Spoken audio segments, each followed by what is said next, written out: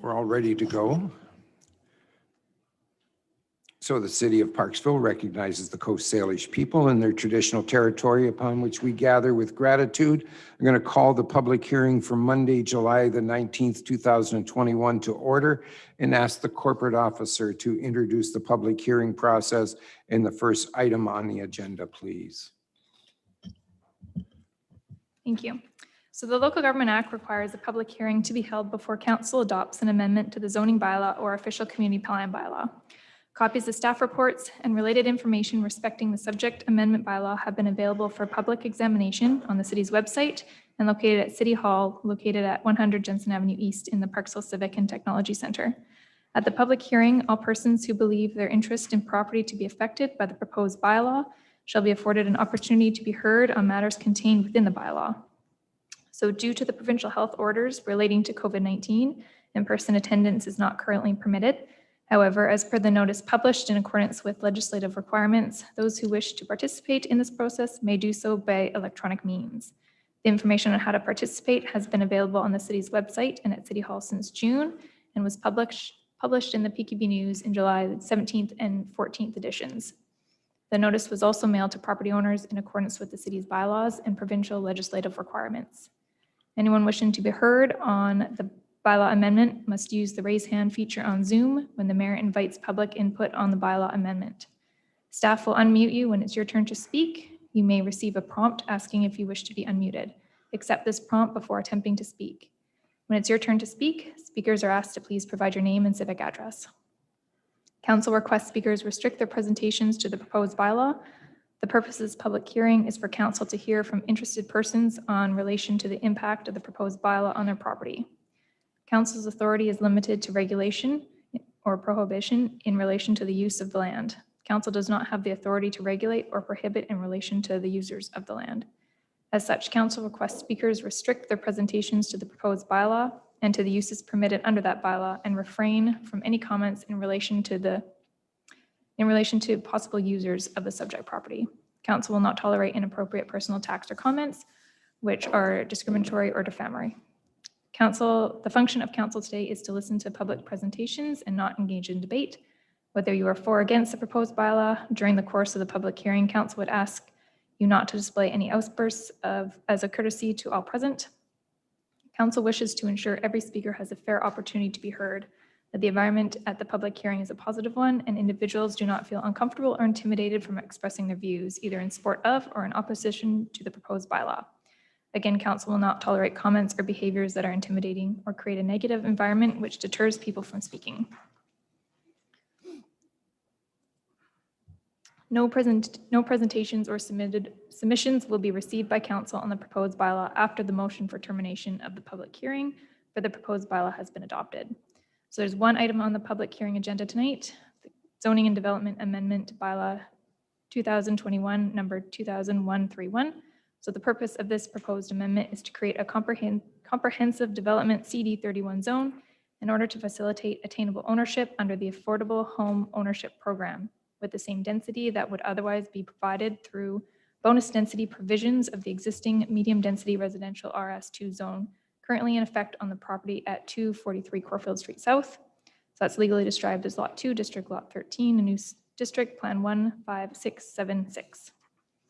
So as of noon today, no items of correspondence have been received in response to this application. We did have one resident registered to speak, which I can see if they're Okay, online.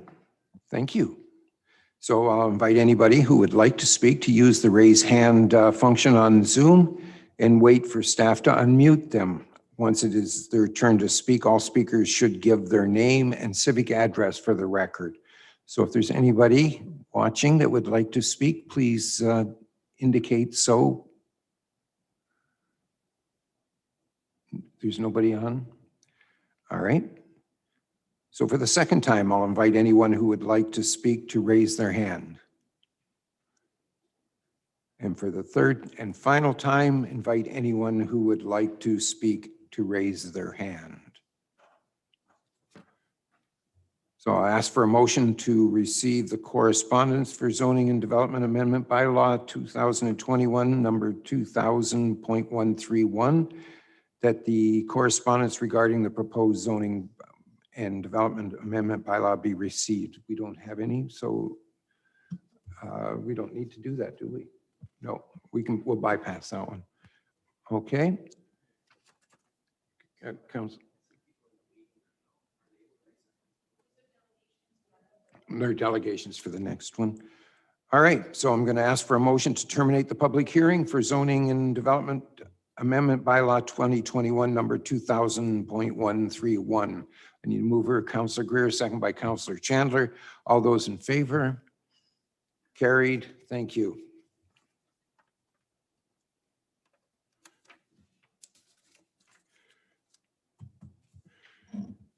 So for the public's knowledge, that once the public hearing is adjourned, council cannot entertain any further submissions or correspondence from the public on the proposed bylaws.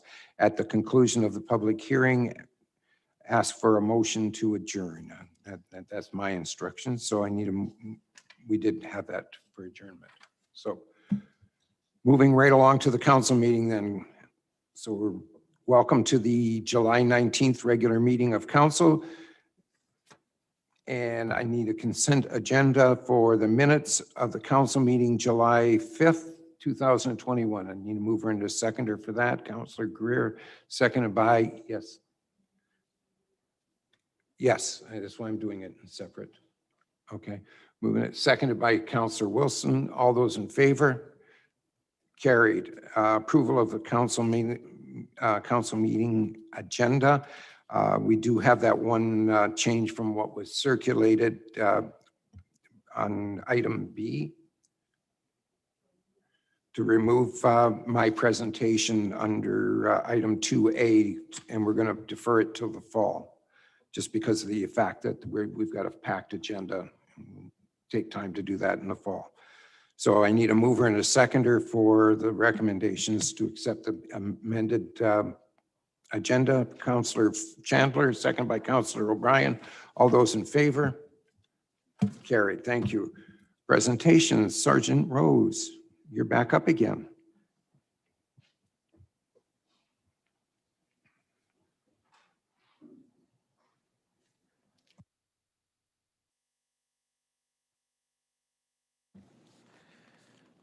Thank you, Your Worship and Council.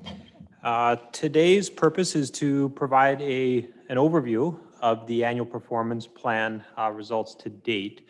So back in the spring, I had consulted with both the municipality of Parksville, Qualicum Beach, Qualicum First Nations, and community stakeholders, in which we established objectives that we would report back to each of those official community representatives on. So today is the results of Q1, which runs from April 1st to June 30th. So most of the statistics that I'm going to reference capture that area, or sorry, that time frame. I'm going to provide a quick update of the detachment and our human resource picture as of today. Talk about the annual performance plan, share some overall crime statistics that I'm sure council may have some questions on, and then also briefly touch on the prisoner count to date. So the first slide that you should see is the detachment update. So we currently have 38 members or 38 positions at the Oceanside Detachment. 17 of those are funded by the municipality of Parksville, 13 by the province, which covers the electoral areas, and 8 by the town of Qualicum Beach. They include one staff sergeant, which is the detachment commander, 2 sergeants, one of which is me, and the other being an operational support sergeant, 4 general duty watch corporals, 20 general duty constables, 5 officers in our plainclothes unit that provide non-frontline response, 3 in municipal traffic that focus on that enforcement activity, 1 constable in domestic violence, and who also acts as our missing person liaison, 1 in our youth section, and 1 station constable. The youth section officer, I should note, during the summer months, gets reassigned to assist with the general duty watches, and that's the case again this year as of course the schools are closed. Of that complement, we currently have 2 officers on long-term medical leave, one on a graduated return to work, one on a paternity leave, and 2 pending transfers. So that's officers that are about to depart or have departed, and we're awaiting their replacements. I've also added a note that we are providing 4 support team officers to ongoing police enforcement activities on the southern part of the island at Ferry Creek. So those include officers that are part of our tactical team. We have 10 civilian support staff personnel, 9 are public service employees, and 1, of course, is a municipal employee of the city of Parksville. Under my supervision, we also have 6 Corps Commissioner guards and matrons that provide our cell block coverage and look after anyone that's in our care. 2 victim services employees that provide ongoing support to victims of crime and provide a liaison service to those in need of support after being victimized, and 1 restorative justice worker who attempts to divert matters or minor matters from the criminal justice system, specifically to restorative justice. Our year-to-date calls for service are noted, so you'll see a slight increase. This time last year, we had just over 6,100 calls, although now we're at almost 6,900 for the same period this year. We usually average for the entire Oceanside area about 14,000 calls for service, give or take. When I met with elected officials and community stakeholders back in the spring, we identified 4 areas that the RCMP locally would focus our enforcement efforts, and keeping in mind that these are efforts that the officers do over and above day-to-day calls for service. So this doesn't capture, the day-to-day collisions or impaired drivers or domestic disturbances. These are things that are specific areas of concern that the community has asked us to focus on and try to influence. The first and foremost that was very clear from all of the community stakeholders was that road safety was a grave concern, and there was a desire to have officers out on the road doing proactive work and conducting enforcement to try to minimize the number of crashes. So far, in the first 90 days, the officers have logged about 450 or just under traffic contacts with the motoring public. And we've also done approximately 80 hours of traffic enforcement in school zones. There was certainly an ask in the spring for us to have a more obvious presence in the school zones throughout the community, and we've made an effort to do that. Obviously, that will drop a little bit here over the summer and begin again in September when school is back in session. The officers have identified and investigated 5 impaired drivers under the criminal code and issued 14 immediate roadside prohibitions in this period. They've attended 119 crashes in the jurisdiction, which is a fairly high number. 2 of those were fatals. On the crime reduction side, we are currently monitoring 11 prolific offenders or offenders that are engaged and heavily engaged in property crime and bound by court-ordered conditions. That's down a little from the same time last year when we were monitoring 14. Those are individuals bound by conditions that our officers can enforce. So what we try to do is have those individuals checked every other day to ensure that they are complying. We've had about 172 court compliance checks of those individuals, and as part of the ongoing crime reduction initiatives, we've initiated 3 drug-related investigations that were project-based. What I mean by that is that those are investigations that are more complicated, that involve judicial authorizations, warrants to track individuals, to gather evidence about individuals, and that also come with a significant surveillance component.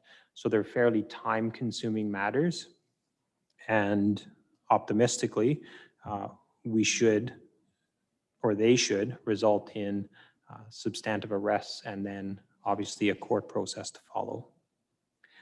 On the community relations side, where we're trying to increase our visibility here within municipalities, we've conducted 90 foot patrols. So our general duty officers have been out and about in the jurisdiction on foot, making contact with our community members. There's been 29 proactive patrols to the Qualicum First Nation Reserve, which again, same purpose as locally, where we want to get out and interact with the community, but because of its distance, of course, we have to drive out and say hello. In an effort to reduce some of the mental health calls for service, we've done 15 proactive mental health referrals. So those are generally individuals that we've interacted with through a call for service that don't meet the grounds for apprehension by the police and a transport to a medical practitioner for an assessment, but there's signs of concern and the police have a concern about the individual's ability to care for themselves. And so they've made those proactive referrals for appropriate health officials to follow up with those clients to try and prevent the situation from becoming a crisis.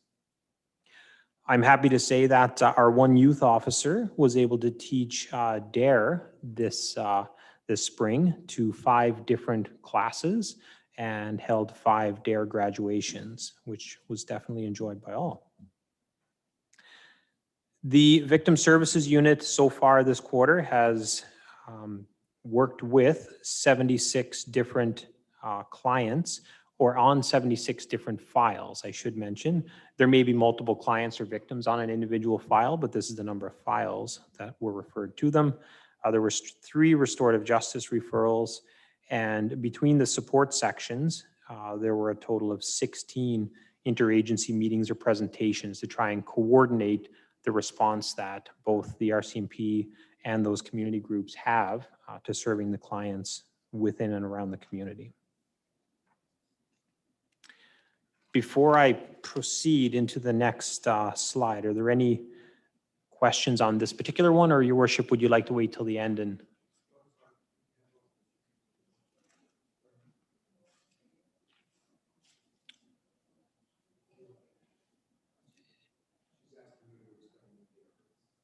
Oh, so it's, sorry, DARE. It's a decision-making model that our youth officer teaches to school-age children about making wise choices around drug use and abuse and alcohol use and abuse.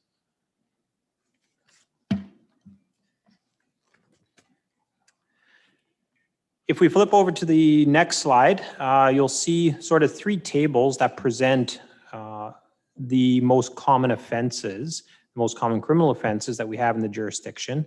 And they're broken out just for comparative reasons between the 3 areas that we police, Parksville being on the far left, with the provincial areas in the middle, and Qualicum Beach on the far right. They've been color-coded just to give you a sense of what's increasing, decreasing, or there's been no real change in. Anything that you see as red would show an increase.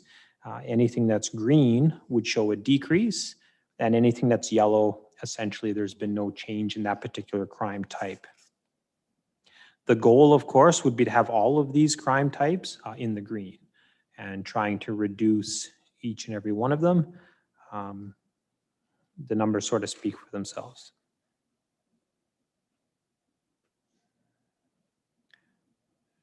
Are there any questions on those particular calls for service?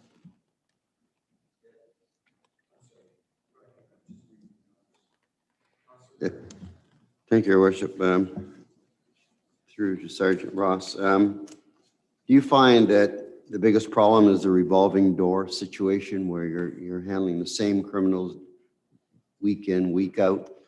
I went to UBCM probably back in 28, suggesting that we do a better job in keeping these people off the street longer, but that wasn't very effective, I understand. So I'm just wondering whether you're seeing the same people on a regular basis and what we should be doing about that. I can say that, some of the offenders that we deal with, especially when it comes to areas of property crime, so break and enters, theft of vehicles, theft from vehicles, general mischief, they tend to be the same group of individuals that the police deals with repeatedly. There are outliers. There are individuals that happen to pass through the community, commit a crime, and carry on. However, yes, certainly we do deal with the same individuals repeatedly. I think that one can see the outcome of that by simply looking at or tracking entries on the provincial court website, where you can see persons charged with offenses and some history that they may have in the criminal justice system. Unfortunately, it's not the role of the police to change that. It's the role of the local detachment to do the best we can to prevent that conduct, to prevent that criminal behavior, and where the evidence exists, to arrest and prosecute that individual. Our plainclothes unit, namely our 2 crime reduction officers, pay very close attention to those repeat offenders. Where possible, we communicate with the prosecutor in the provincial Crown's office and let them know that this is a repeat offender, and we provide a very detailed bail page that identifies the substantive offenses that this person has caused and committed in the jurisdiction, to try to highlight that this is someone that needs extra attention. Beyond that, Councillor Greer, we have no control as the police over how that matter proceeds and what the outcome is in the criminal justice system. Yeah, thank you. Any other questions? Okay. We'll move on to the last slide, which sort of highlights the prisoner count over the past couple of years. I know council in the past has asked for this particular data. The specific information is broken down by quarter, so April to June being the current quarter that we've just completed, and by year, including each of the 3 jurisdictions. So this only captures the jurisdiction in which the detainee was arrested in. So it doesn't speak to where their crimes were committed, simply where they were when they were arrested. And then that gets logged on the associated prisoner report when they're in our care, and then reported quarterly to the province for the necessary billing purposes.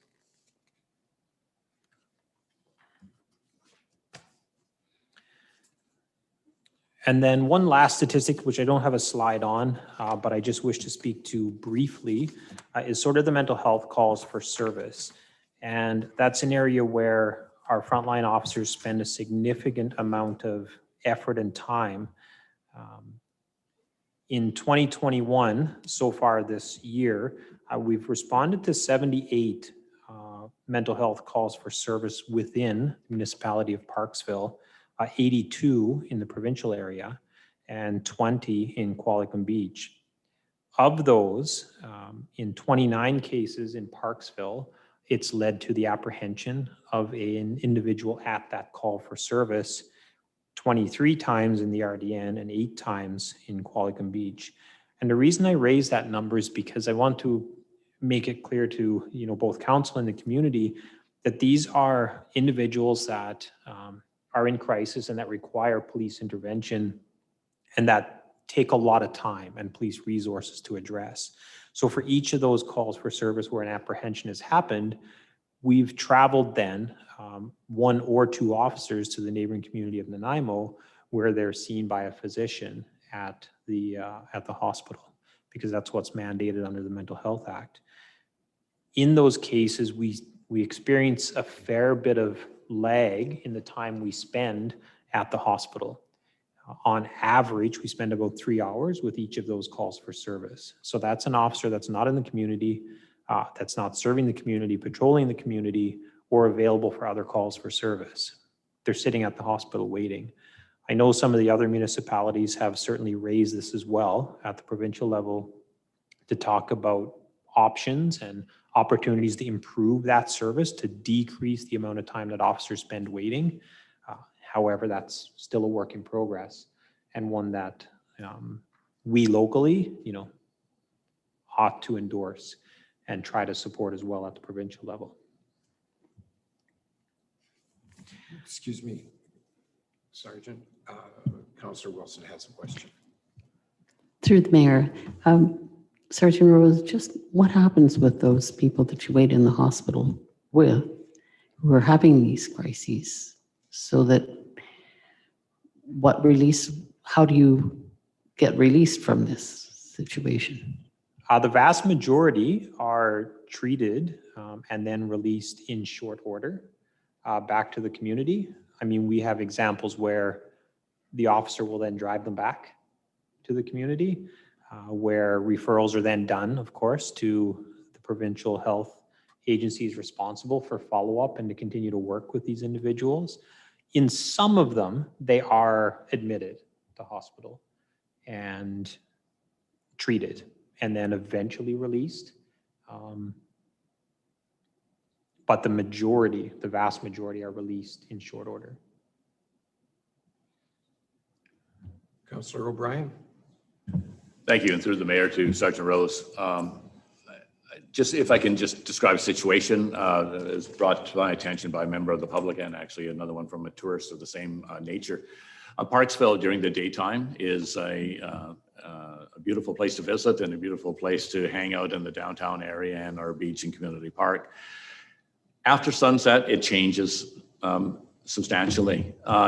So far as our members of our public and tourists and visitors alike are expressing concern that they're feeling unsafe and so forth with individuals that are perhaps, it seems that I asked what the target time was, and is that any time after sunset.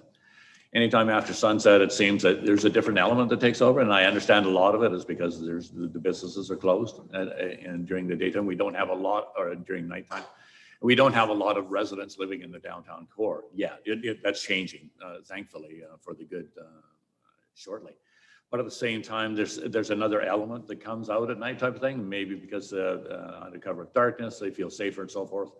But the tourists, actually, they're from the trailer park just across the highway here, said that they didn't feel safe coming out, just to wander, because it's the coolness of the night, right? So they're trying to get out and walk their dogs usually.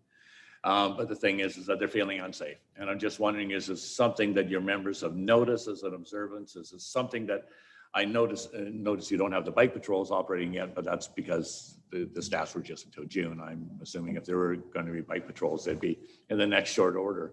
But is it something that the bike patrols could work on, to apprehend or just meet with these individuals type of thing, just to, have your conversations as you do, or is it something that you've noticed? Certainly it's common for some individuals to become a little more active at night. Both the criminal element, but also those that aren't criminals, but may want to get out when it's cooler, being local residents. I think that the individuals you're referring to may be some of those that are experiencing homelessness that are out and about in the evening time.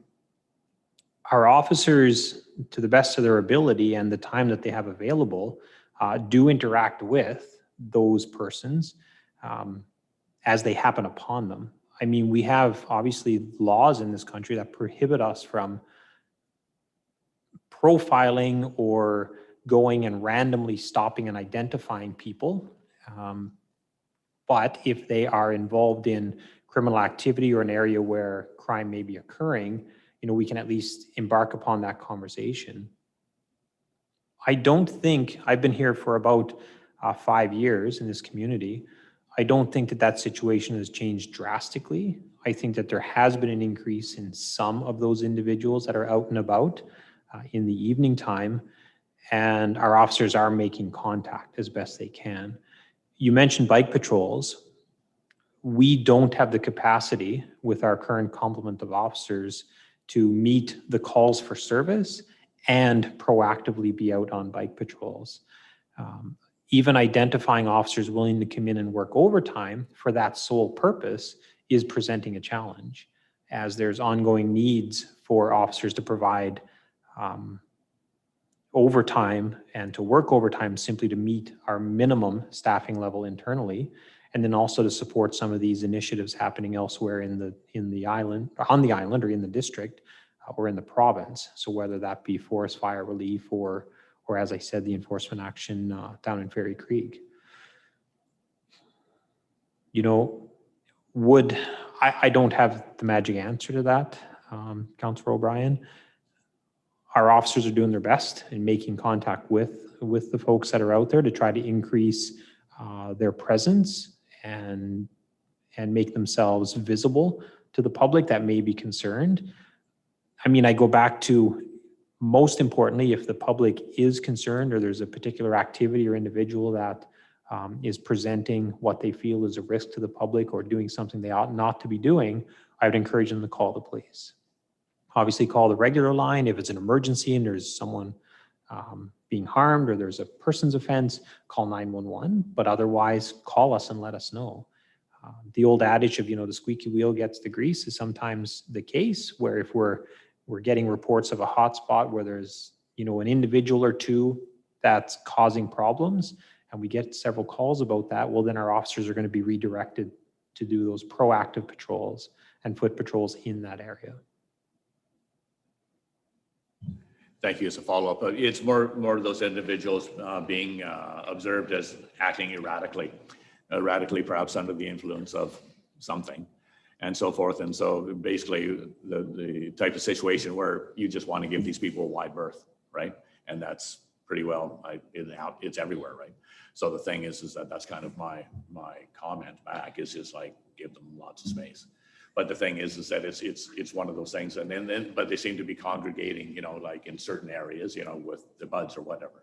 So the thing is that it's just one of those situations that happens, you know, not at a regular occurrence at a regular time. It just happens, type of thing. Just I want to know whether you've noticed an increase or what the the public can do other than give them a wide berth and move The on. public can call the police. Yeah. I mean, that would be my advice back to them, is to phone and say, this is happening right now.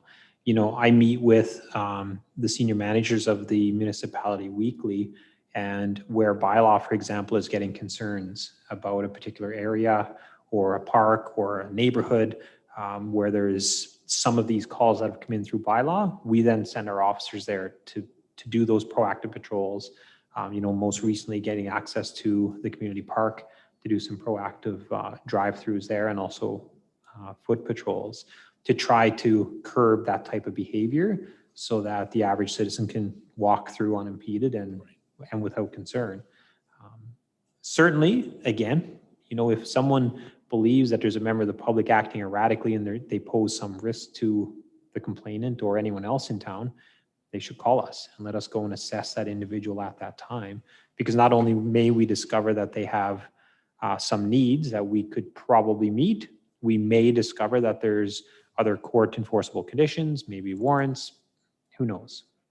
But it allows us to do our job that much more efficiently. Thank you. Councillor Fraz and then Councillor Chandler. Thank you. Through the mayor to Sergeant Rose. Just want to take the opportunity to extend a thanks to you and to your members for the work that you do in our community. I know it's easy for people to take for granted when things are going well. It's just the nature of how things go, and they don't always realize the work that goes into the behind the scenes to make those things go well. And looking over the crime statistics you provide here too, it's quite a variety of work that you guys do with a relatively small membership base too that you do it. Especially I think of the members that do that job too, and they're constantly seeing people in the community at their worst. They're seeing the hardest parts of life here too. It takes members of substantial character and courage. So I want to extend that thanks if you can pass it along to the membership too. I think there's a lot of people in our community that would like to express that appreciation as well. I think Parksville is a safe community relatively too. I've seen the stats across the province of where we sit in there, and I think people should feel very comfortable in our community. But also particularly want to extend this thanks too, because in today's climate, I hear a lot of negativity towards the police too. And again, it kind of silences all the people that are very appreciative. So I want to extend that thanks to you. Thank you very much. Thank you. Councillor Chandler. Thank you, through your worship, to Sergeant Rose, what he said. No, I'm kidding. But same, yeah, I feel the same way. But I do have a couple of questions just in regards to a little bit more of where Councillor O'Brien was coming from in the nighttime as things change and the dynamics of the people that come out at night differ.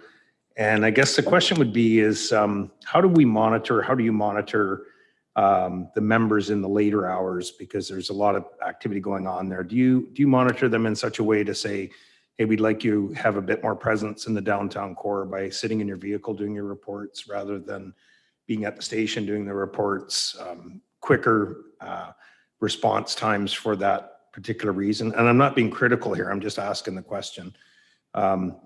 Because, do we see enough of the members in the downtown area or in the residential areas driving through at those times of night? Or is the typical scenario to be able to wait for something to go as opposed to being a bit more proactive? And again, not being critical, I'm just asking the question here. So each shift has a shift supervisor, which ordinarily is a corporal or an acting constable that's filling in that role. And their expectation is that they're out and proactively conducting enforcement and patrols. Those areas are identified through crime statistics, like some of the ones I'm presenting now, or information from, the municipality where they say, hey, this is a hotspot, we want more people there. And so the officers are expected and are monitored by their supervisor to make sure they're in those areas and physically going to those areas. I can't understate, though, that we have as a minimum resourcing model 4 officers on shift. And we police a very large jurisdiction. So that proactive presence and simply driving through a community neighborhood or sitting downtown isn't something that the officers regularly have time for because they're responding to calls for service. So first and foremost, priority 1 calls are crimes against persons that are happening now, they're in progress, or property crimes that are in progress now, like a break and enter or a robbery or a theft that has just happened. Those things are what the officers spend their time on first and foremost. Priority 2 files are those which an officer, the crime's already happened, but the officer still needs to attend. So those are the common assaults or the break and enter found by a homeowner after work, or a commercial business owner discovering a break and enter upon opening at 7 in the morning. Those calls take time. Then we get into 3s and 4 priority files, which we'll get to them when we can. In fact, we've stopped attending priority 4 files simply because we don't have the capacity to continue to go to those. That station constable that I mentioned, one of her roles currently is to look after all of those files. So those are files where there's no suspect readily identified. They're generally fraud-based or they're lost property, general stolen property where there's no suspect identified. And so those are documented accordingly to try and free up time for those officers that are out and about on patrol. In a perfect world, we'd have time and we'd have the officers available to do those proactive patrols, which they do. We've started, this year, this quarter, tracking some of those efforts with the proactive patrols, but it depends on how much time they have. I can guarantee you there isn't an evening where all of the cops are sitting in the office, joking about the hockey game. It simply doesn't happen here because they're out on calls for service. The officers like nothing more than to be outside the office. They'd rather be out and about, driving around, interacting with the community and going to those calls. Unfortunately, as is the case with police work, for every few minutes of activity, there comes an hour or more of administrative paperwork. And that sometimes, ergonomically, simply needs to be done at the office. Sometimes it's because what you need to do, whether it's process exhibits, seize property, seized firearms, has to happen at the office. And so that's why you see them office bound. And on to your point, I'd like to address a query that I sometimes get from the community about the fact that the cops are never on the road because the detachment always has police vehicles parked outside. We have a fleet of police vehicles that is certainly larger than the number of officers we regularly have on shift. So yes, there are police cars parked at the detachment, but those that are on shift, meeting our minimums and responding to calls for service, are driving a couple of those cars. And keeping in mind that the detachment, being a provincially owned facility, also has 2 other provincial units based there. It's not just Oceanside RCMP. We also have the Integrated Road Safety Unit and the BC Highway Patrol based from there that have their own fleet of cars. So it's amazing how many inquiries I get on occasion about, the police are never in my neighborhood because they're sitting at the office. Well, those are just empty cars and there's no one on shift. But it's noteworthy because it sort of addresses that slight perception where the assumption being if you have cars, the cops aren't out and about, and they are. They are responding to calls, and the calls aren't decreasing. The annual call volume is increasing in this municipality. We haven't increased substantially the number of officers in this municipality or in the area that we police in recent years. And so at some point, the community has to become engaged and involved in that and decide what level of policing they want. Do they want, a police officer able to respond to any call for service in 3 minutes or less? Well, that comes with a cost. That's how many, this number is the number of officers you'll need for that. However, if it's more that they're going to have to wait, 3 hours to get a response to a theft from their vehicle because there's higher priority calls, then that's the level of service that we've come to accept as a community. Councillor Wilson? Thank you, through your worship, to Sergeant Rose. Just a curiosity, whether or not your officers do speed observation or is this something that RDN does? Our officers do speed observation in that the fleet is equipped with radars. Our general duty officers are asked to make contact with at least a couple members of the motoring public per shift, and we're tracking that currently on the annual performance plan. We have 3 officers in municipal traffic that are dedicated solely to that function. However, they don't do speed monitoring, meaning the speed board, if that's what you're asking specifically about. So the Oceanside Community Safety Volunteers historically have done speed collection data for us. So if we have an area where we're getting calls for service, whether it be a school zone or a particular intersection or roadway, we'll ask them to go and conduct some speed collection research. They give it to us, and then we're able to make an informed decision on whether or not to deploy officers there to target speed. The municipality also has the ability, and I've done that, where we've traded ideas on areas where we're getting calls about, and we can put a speed counter, sometimes one that the motoring public can't see, so that their behavior isn't influenced by the sign with the red letters or red numbers. And we can collect that data to see if speeding is really an issue. And that way we can effectively deploy the limited resources we have and go, this isn't an issue. I appreciate that as a citizen living there, you may feel everyone speeds. We collected data over this period and it simply isn't the case. The flip side being also true, where if we identify that there's a bona fide issue, we'll send the traffic enforcement officers out there. And that's what they don't look forward to from me, is those emails that says this is going to be your priority for this upcoming week, this particular intersection or this particular street. They would rather be out, working the neighborhoods and the areas that they believe the enforcement is needed in.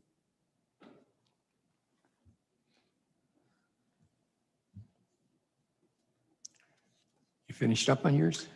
That's all for me, Your Worship, Wow. unless there's more questions from yourself or council.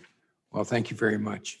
First off, I want to just tell you how proud we are of the police department here in Oceanside. I think they do an amazing job for, as you say, the number constables they have out on patrol and so on. I don't know too many communities in British Columbia, or in fact, right across the country, that wouldn't trade our statistics for theirs. Okay, we're in really good shape. Yes, we see thefts from cars and that, but when you look at the overall statistics, we're in great shape by comparison to many communities across the province. And a lot of that goes towards yourselves at the Oceanside Detachment, and you're to be commended for it, and we thank you. And yeah, we always are going to complain. There's no doubt about it. I think what the public have to understand is that for every RCMP officer that we ask to bring on staff, it's a 1% increase in our property taxes. It's almost bang on those numbers in Parksville. So, you know, yeah, we can cut down even the smaller crimes if we want to, but as you so aptly put it earlier, there's a cost to that, and you have to weigh one against the other. And for that, you know, we just do the best we can. And thank you very much for all that you and your detachment does for us. Thank you, Your Worship and Councillors, for having me today. Obviously, I'll be back at the end of the next quarter with an update on some of the statistics, and we'll see where that pattern's going. Of course, I'm always available as the interim detached commander if anyone has questions, or in between those formal check-ins when I come and present to council, I'm available to answer any questions. And as I said, I have weekly contact with senior managers. Thank you for your time. All right, with us this afternoon is Jennifer Bate, and she's the Executive Director of McMillan Arts Centre, and she wants to talk to us about BC Cultural Days. Jennifer, are you there? Hello, Jennifer. I can see her. Hello. It's still connecting.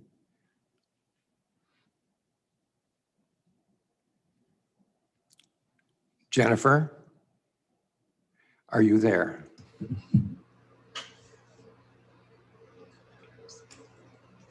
Okay, you all set? Thank you. Can we hear you? I hope so. I hope so. Can you hear me? Yep, we can. You're away. Wonderful. Thank you very much. Thank you for the opportunity to appear before council today. I wanted just to verify that you got the presentation that we sent to you on Friday.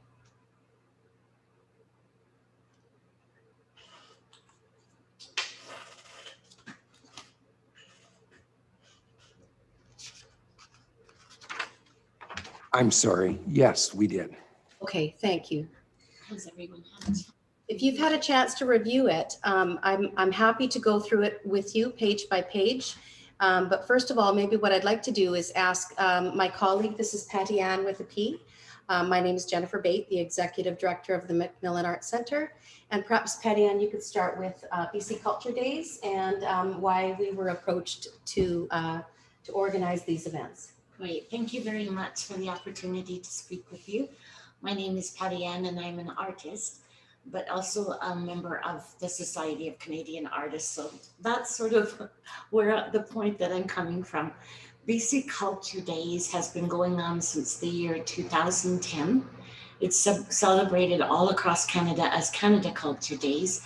And in 2018, I was asked by the Federation of Canadian Artists to represent the Federation for Canada Culture Days in Vancouver, which I did. And the next 2 years, not too much has been going on because of COVID. But this year, early in January, I was approached by BC Culture Days to look into doing some ambassador work for them. And I chose actually to come to the MAC, to Jennifer, because I'm a member of this arts community. And I truly believe that the MAC would benefit as much or more than anybody else in our community to take part in Culture Days. So I stepped up and asked Jennifer if she would have time to assist me in putting my ideas together. And that's what brings us here today. So basically what we're proposing for the council to look at are 5 separate and unique events for BC Culture Days. The BC Culture Days event itself take place between September 24th and October 24th, but we've been given permission to run events out of that timeframe, which is why we've come up with an August event that you'll see shortly. The proposed events that we're asking for your support would include an Exquisite Corpse event. It's a collaborative art event. We go into much more detail in the presentation. So the Exquisite Corpse event would be involving 30 different artists. It's a remarkable project. If you want to say just a couple of words about the Exquisite Corpse event, Katia? Certainly, it's got a very strange title, admittedly, and the title Exquisite Corpse came from a group of surrealist artists in the early 1800s. Might have even been 1900s, forgive me. But anyways, the title came about, it's a game that artists play where they either use words or then it developed into images, and they each take part doing a collaborative piece blind, in that they don't see what the artist before them has put onto the canvas. And the results can be visually really exciting, actually. So we wanted that to be one of the projects to encourage collaboration and to produce a body of work that couldn't be produced in any other way except by blind collaboration. So this project would involve October, the very beginning of October, and continue with an exhibition for 3 days after that project. The budget for that particular event would be $1,135.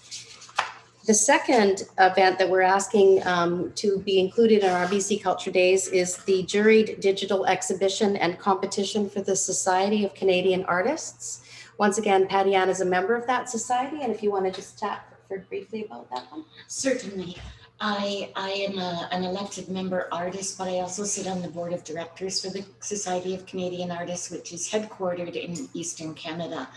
And we have artists on Vancouver Island and in British Columbia and in Western Canada that are elected members of this very prestigious arts organization. However, we don't have events out here on the West Coast. I think the last one that the Society of Canadian Artists, the last exhibition they put on was 9 years ago in Kelowna.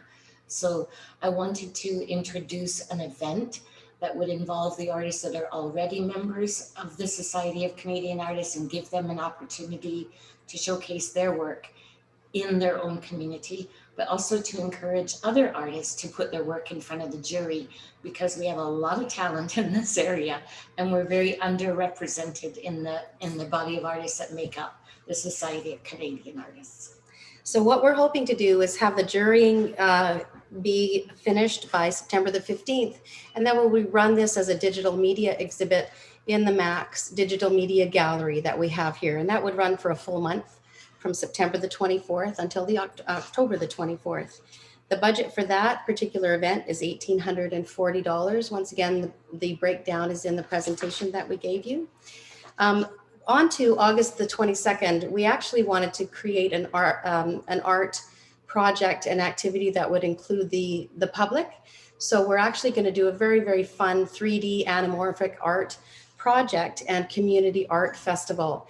And that would be a one day on a Sunday afternoon from noon until 6 p.m. with a temporary public art installation. We proposed that we could set up a small stage, have some music, and also invite artists to bring their booths and set up a mini artist festival. And if you want to talk a little bit about the 3D street art project, Patty Ann? Certainly. 3D anamorphic art. Hopefully, if you've looked at the presentation, you can flip to the images and you can see how different this type of artwork is. Generally, it's done in chalk or something that's temporary, and we have chosen to do it in soft pastel, which is temporary and eco sound. This type of artwork is very, very difficult to do for any artist. However, I've been able to break it down so that it will literally be a paint by number, and we'd like to involve children from the community. And we're going to work hopefully closely with the schools in identifying the children that would most benefit from being part of a collaborative effort like this, where they do a very small part, but the collective results are pretty amazing. And I've looked at an ocean theme for this. It just seems appropriate for our area. And we would involve probably 20 to 30 children to work on the artwork in a paint by number fashion. Quality Foods has agreed to provide refreshments for the artists and the kids on site. And BC Culture Days, as is their custom, has offered to do the advertising and promotion through all different types of media on their site as well as on the national site. So what we're proposing is that we might be able to look at a public venue like the tennis court in the community park. I'm not sure if that's even viable, but as a space, the tennis court then could become the space where this collaborative chalk art program is created. And then the space beside it would be perfect for the stage area and the artisan booths. Once again, the budget is in the presentation that we gave you. So that's a consideration then participating with the City of Parksville staff to see if we can't organize this fully community public event on August the 22nd. The next event, and there's 5 altogether, so we've got two more to talk about, is the Cancel Cancer Culture event. Of course, October is the dates that we're running a lot of these events, and October is Breast Cancer Awareness Month. And Patty Ann, if you want to talk about that project. Certainly. This is a project where artists in any genre in the community, they could be beaders, they could be soft sculpturists, they could be sewers, they could be fiber artists, painters, whatever, but we would ask them to each bedazzle, if you don't mind my terminology, bedazzle a bra, and we would look for a venue for this where we could unveil the group of the decorated bras. I've given you a couple of examples here. And the public would vote for their favorite by adding a loonie to the little box in front of the bra. And then we would donate the money to a family or an individual who is being affected by cancer at that particular time. That would probably become known to us through the Society of Community Services or something like that, but keep it local and do some good with the funding locally.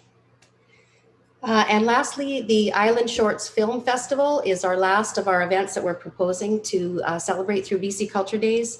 This is a short documentary film fest and competition, the first of its kind, and this would wrap up our BC Culture Days being the last weekend of the dates, October 22nd to the 24th. This is a short doc film festival that we would organize, and the Bayside Resort has offered to come on board as a venue sponsor with us.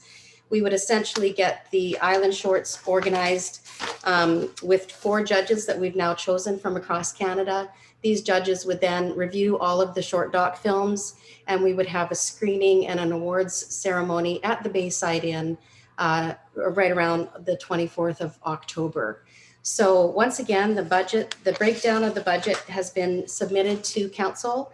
And then the final pages of the presentation that we gave to council is the coordinator lead artist responsibilities and budget, bringing us to a total budget of all 5 events, including the public event in August, to $31,215. And that is our presentation to council. Thank you. Any questions? Any questions, Councillor Chandler? Thank you, through your worship to the delegation. Thank you so much for coming in and clarifying your level of interest to put this entire program together. I think it's great. I for one was very interested in seeing this move forward, just because I think it's needed in the city right now. I think it's going to just sort of revitalize things a bit. So I'm glad to see you guys are looking into moving it forward, as long as we can rescind that motion. So I'll wait for some more comments here too before, but I'd be happy to make that that resolution too as well if needed. So. Okay. Any other comments? It's your call, Councillor Chandler, if you want to make the resolution to rescind. I would. I'd like to make a resolution to rescind just based on the level of interest putting this event on from the group because they are putting forward they'd like to do it. So. Okay. Do I have a seconder for that? We're not seeing a seconder. Last call. Okay, I'm sorry, it fails. All right. Any other questions for the delegation? Thank you very much. I appreciate all your work that you're doing on this. We will continue to work with the MAC and see what other events we can pull together for us all. Thanks again for your contribution. We appreciate it. The opportunity. Thank you. Thank you.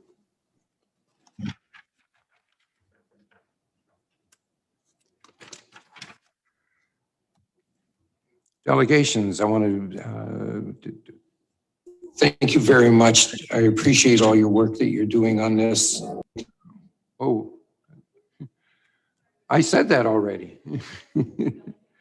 All right, so we're looking for the District Developments Corporation. Appreciate it. Thank you. Thank you. There we go. Hello. Welcome. Hi, everyone. Delegations, I want to thank you very much. I appreciate all your work that you're doing on this. Oh, I said that already. All right, so we're looking for the District Developments Corporation. Excuse me for just a second. We seem to be having some technical issues here. You have to turn off your live stream. Hello. Yeah, we got the 5-second delay thing going on here. Okay. Are we good? Are you off now? There you go. Yes. Let's try it again. Sorry. Can you hear us now? Yes, we can hear you. Okay, great. Thanks for having us. My name is Brandon Crema, and I'm here with a colleague of mine, Brianna Mussatto. We are here to walk you through another project that we'd like to take on in City of Parksville. So we thank you, Your Worship and Council, for receiving us today. So quickly, I'll just introduce this a little bit, and then I'll pass it over to Brianna to walk you through our kind of work that we've done to date. The purpose of this is to give you a first glimpse into some of the planning and strategy we've been looking at to develop this piece of property. It's a little different than the previous development that you're aware of us working on in Molliet and Despard, where we're building a few 4-story apartment buildings. This one is a big tract of land where we're looking at some lower density housing options. We've assembled a team of professionals to help us navigate through the complexity of a large piece of land in the City of Parksville. Notably, we've brought on a gentleman by the name of Michael Von Hausen, who's an adjunct professor at Simon Fraser University that specializes in master plan communities. And so leaving you with that, I'll pass it over to Brianna to walk you through what we've done to date and solicit some feedback from you either today or through staff after we're finished presenting. Thank you. Thank you, Brandon. So I'm going to be walking through our development at 1465 Greig Road. This is a summary of what I'll be going through briefly with you. While we've completed a number of technical reports, we are still in the initial review period with city staff, and we would like to show you our high-level plan. So here is the site map of our project location. It is 140 acres located on Greig Road. It's southeast of the city center in Parksville, and it's on the outer edges of the city limits along Englishman River. It's also between Island Highway East and Inland Island Highway. Zooming in on the site, you'll see north of the site is rural residential properties. South is the highway, railroad, as well as some parkland. West is Englishman River and some regional district residential land. And then east, directly adjacent to our property, is city-owned land. And then beyond that is industrial land. So this project is 140 acres next to the Englishman River, like I said before, but roughly only 80 acres is developable. The balance of the land, 60 acres or more, is proposed to be maintained as park, wetland, and may include some community features such as trails and programmed open space. It has proximity to downtown Parksville, beaches, parks, and existing commercial services, as well as access to all areas of the city from both highways. It has a beautiful riverside setting with mountain views to the west. The current rental vacancy in Parksville is 1.1, suggesting continued strong rental demand. And we will be providing a variety of home types that are currently lacking within Parksville, which include lower density rental product. There's also limited capacity for new housing development due to the lack of large land availability in Parksville. So here's our proposal summary. We would like to provide up to 800 residential units of what we call missing middle housing, which include duplex, fourplex, townhomes, which are a bit more dense than single family, but not apartment buildings. We would be building this all in phases. We'd be taking a master plan residential community approach with a mixture of for sale and purpose-built rental units. We're investigating how to improve the existing trail network and connect to the existing regional district trail system. We're looking at how to preserve and enhance the environmental areas, such as wetlands and the floodplain, and we're considering opportunities for community spaces and public art. Here you'll see our green concept plan. So we've been thinking a lot about how to incorporate the environmental features such as the floodplain from the Englishman River, as well as all the wetlands. We've engaged a team of environmental consultants, and we will be meeting all municipal, provincial, and federal regulations throughout the development cycle. We understand that this park connection from the Raft Trevor Provincial Park, located to the northeast, and it connects through our site to Top Bridge Community Park and then Englishman River Park.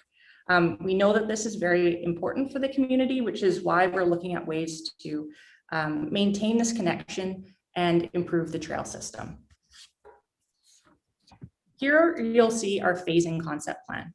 As it is a large site, we will be working through this property in phases. So we will be submitting subsequent subdivision and development permit applications for each parcel. Our current plan is to start with phase A, which is located in the northeast part of the site, and then slowly build through the rest of the up to 80 acres of this 140 acre site. To give you an idea of what we're proposing, here you can see our first conceptual site design for phase A and B, created by Michael Bonhausen, Urban Designing and Planning. Here you can see we're considering a mix of duplex, fourplex, and other lower density product in different neighborhood pockets. And on the right, you'll see a couple of inspiration images illustrating a few examples of product we are preliminary looking at. So this is why we think it's a good plan. So the OCP designates this area as planned neighborhood, which encourages a mix of housing types carefully planned to integrate with the needs of the city. As a master plan residential rental developer, we feel this area is a fantastic and one of the last opportunities in Parksville to create a large master plan development with a variety of housing that we are looking to provide, which includes proximity to existing commercial services environmental sensitivity and enhancement through comprehensive parks, trails, and open spaces, floodplain management, wetland conservation, providing a variety of housing choices for locals, from students and young professionals to families and seniors, providing a active and healthy community by providing bike paths and walking trails, and providing improved infrastructure, including new roads, sidewalks, trails, and landscaping, and socially inclusive post-pandemic friendly spaces, as well as increasing the rental stock and potential parkland amenities for the community. So this is our policy change requirements. So we'd be looking at proceeding with a comprehensive development zone from the current agricultural zone. And this would be consistent with the planned neighborhood OCP designation currently. So thank you very much for your time. It was a brief presentation. We feel like it was important to engage with you and the public early on in the project due to the size of the development, which is why we're introducing this project now rather than after further technical review. We plan to start with a website and survey for the public about the development in this area. We will use the survey information to inform our public open house material and to try to address and incorporate public feedback early on in the process. You'll be able to find this info at riversideparksville.ca. We encourage you to take the survey once it's available. I'm happy to take any questions or comments, and thank you for your time. Okay, Councillor Frass. Thank you. Through the mayor to our delegation, Brandon and Brianna, thanks for taking the time to present to us. I appreciate the little package here and having the visuals. It definitely helps see how the plans are going together. Question I have is in regard to the floodplain of the area. I know here you're talking about some flood prevention measures, and I'm wondering if you could speak to those a little bit.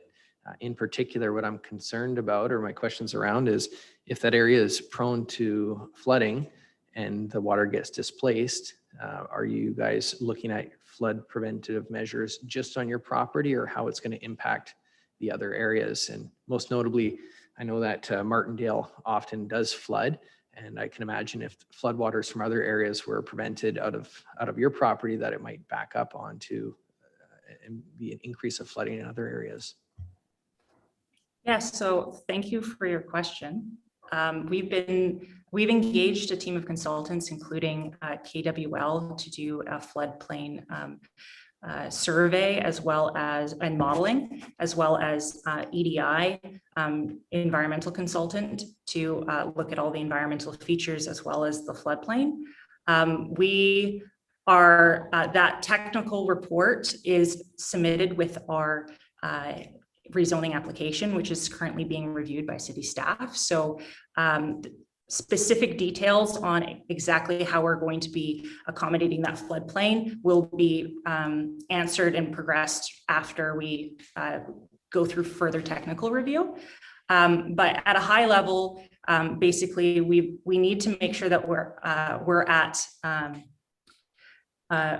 looking at the current 1 to 5 year floodplain levels, and we are looking at finding ways to develop around and around those floodplain boundaries. So trying to make sure that our floodplain setback is further away from those development pockets. Yeah, further to that, the report will address upstream and downstream risk on the flood analysis that we're doing.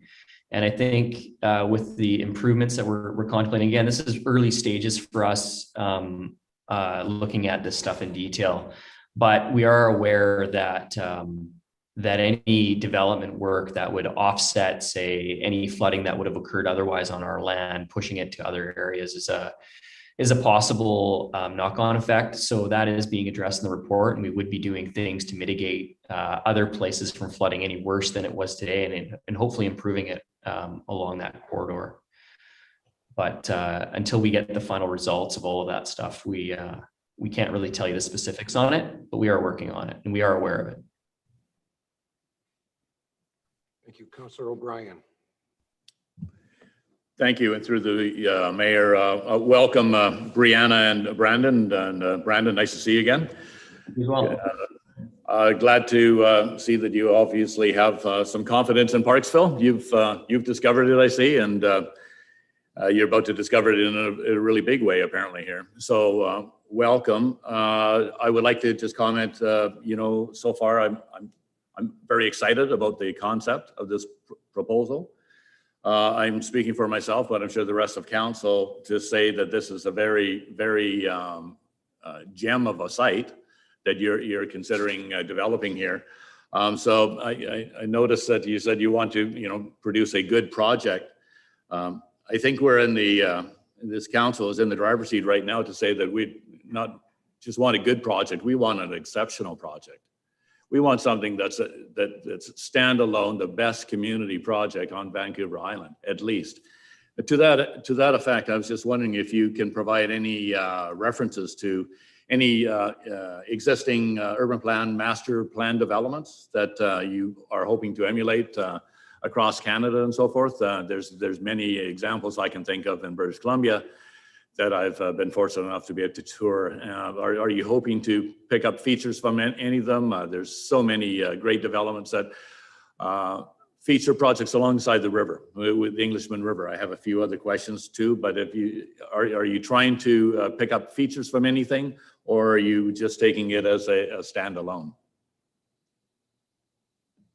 Well, first, thank you for your comments and questions.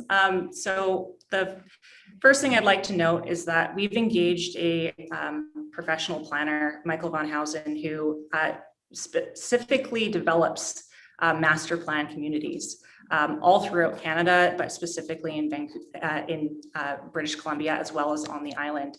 He is a professor at SFU, and he designed a lot of OCPs and master plan communities. So we've engaged him to really start the conceptual plan for our development.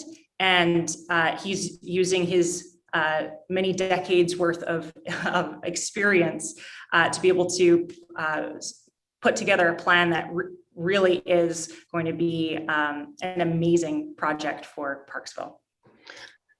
Yeah, I might add, I think that your point is well taken. I think we want this to be the best neighborhood in Canada. And I think that every site has its unique characteristics. This one in particular has interesting topography. It's next to the river. There's an existing trail network here. It's in a beautiful community already. The weather's great. There's a whole bunch of enduring qualities about it, and we agree it's a gem of a site. We're very fortunate to be able to even get to work on this thing. We have looked around as well at master plan communities all over the place, from elsewhere in Canada, the United States, and overseas. And I think that to make this place special, it's taking a little bit from all of these places. It's a good street cross section. It's a good public interface with the community as a whole, as well as the neighborhood itself. And I think that's the approach we're trying to take is use the natural features of the site, improve upon them, integrate them, and use some of the planning philosophy that other well-done master plan communities have used. One that comes to mind is the Howard Hughes Corporation owns a big tract of land in Texas called the Woodlands. And there's a lot of great stuff that they've done there. There's also a number of communities in the Seattle area that have been done really, really well, particularly around the university, that have just done absolutely special stuff with the landscape. And so to answer this, I guess directly, we don't have a particular master plan that we want to emulate, but we do have particulars of master plans that we want to borrow to make this the best that's been done. Thank you. As a follow-up, Your Sure, Worship? please. Yeah, thank you for that. You've taken the best out of a lot of good projects, so it's really what I was hoping to hear.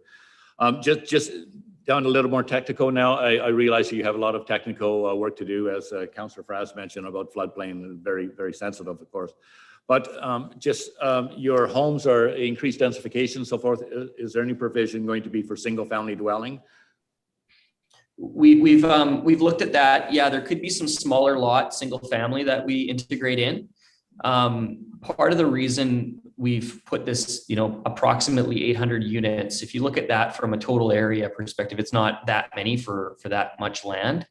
However, we are limited with sanitary capacity. And so only so many homes, regardless of what we do, unless there's some massive upgrades that affect, the Englishman River. I think a new sanitary line was not so in the distant future put under the river, and a bunch of upgrades have been done in the past. So we're limited to how many units we put in. And I think as we build through this, each of these blocks or these phases we're calling has the capacity to morph a little bit depending on the demand, what's happening in the economy at the time, et cetera, as long as we continue to use those special pieces that we talked about in the previous question to incorporate into the planning philosophy here, the street cross sections, the park space, the integration, all of that stuff. So yeah, we have thought about that as well as what we've kind of presented here, which is the duplex, fourplex, sixplex townhome type, lower density, mid density type uses. Thank you. I have more, but I'll carry on and let someone else talk. Thank you. Yeah, we're gonna move it through now. I appreciate your presentation. Very interesting. It is a great site that we're looking at, but there's still, as it's been mentioned a couple times, an awful lot of technical questions that need to be answered.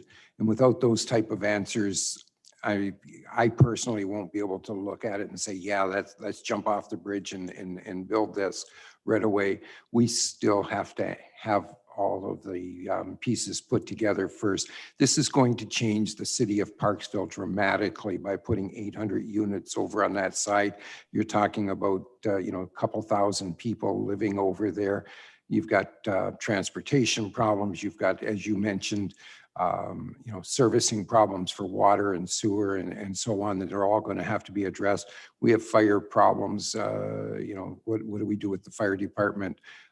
So until I see all of this put together as a technical presentation through staff, there's still a long ways to go. We appreciate your efforts. We know you're sincere with your thoughts on this. Otherwise, you wouldn't have gone to this level of detail. So we look forward in the near future, hopefully, of you bringing it forward again and again and again, probably before we get finished. So thank you very much. And unless there's any other questions. All right, thank you. Oh, Councillor O'Brien. I'll be quick, Your Worship. Thank you. Just you mentioned anyways, you're going to slowly build your phases. What does that look like to you in between A through A to E or F? I'm looking for that plan. Anyways, from start to finish, first phase to end, what kind of timeline?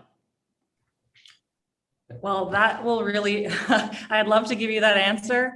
That will really depend on the market, how many people are interested in moving to that area, how quickly lease up happens, and then as well as other external factors that we can't control, such as construction and how many trades we can get there, and what the processing timelines for all of these different phases and subdivision applications and development permit applications. So this will be a very long process.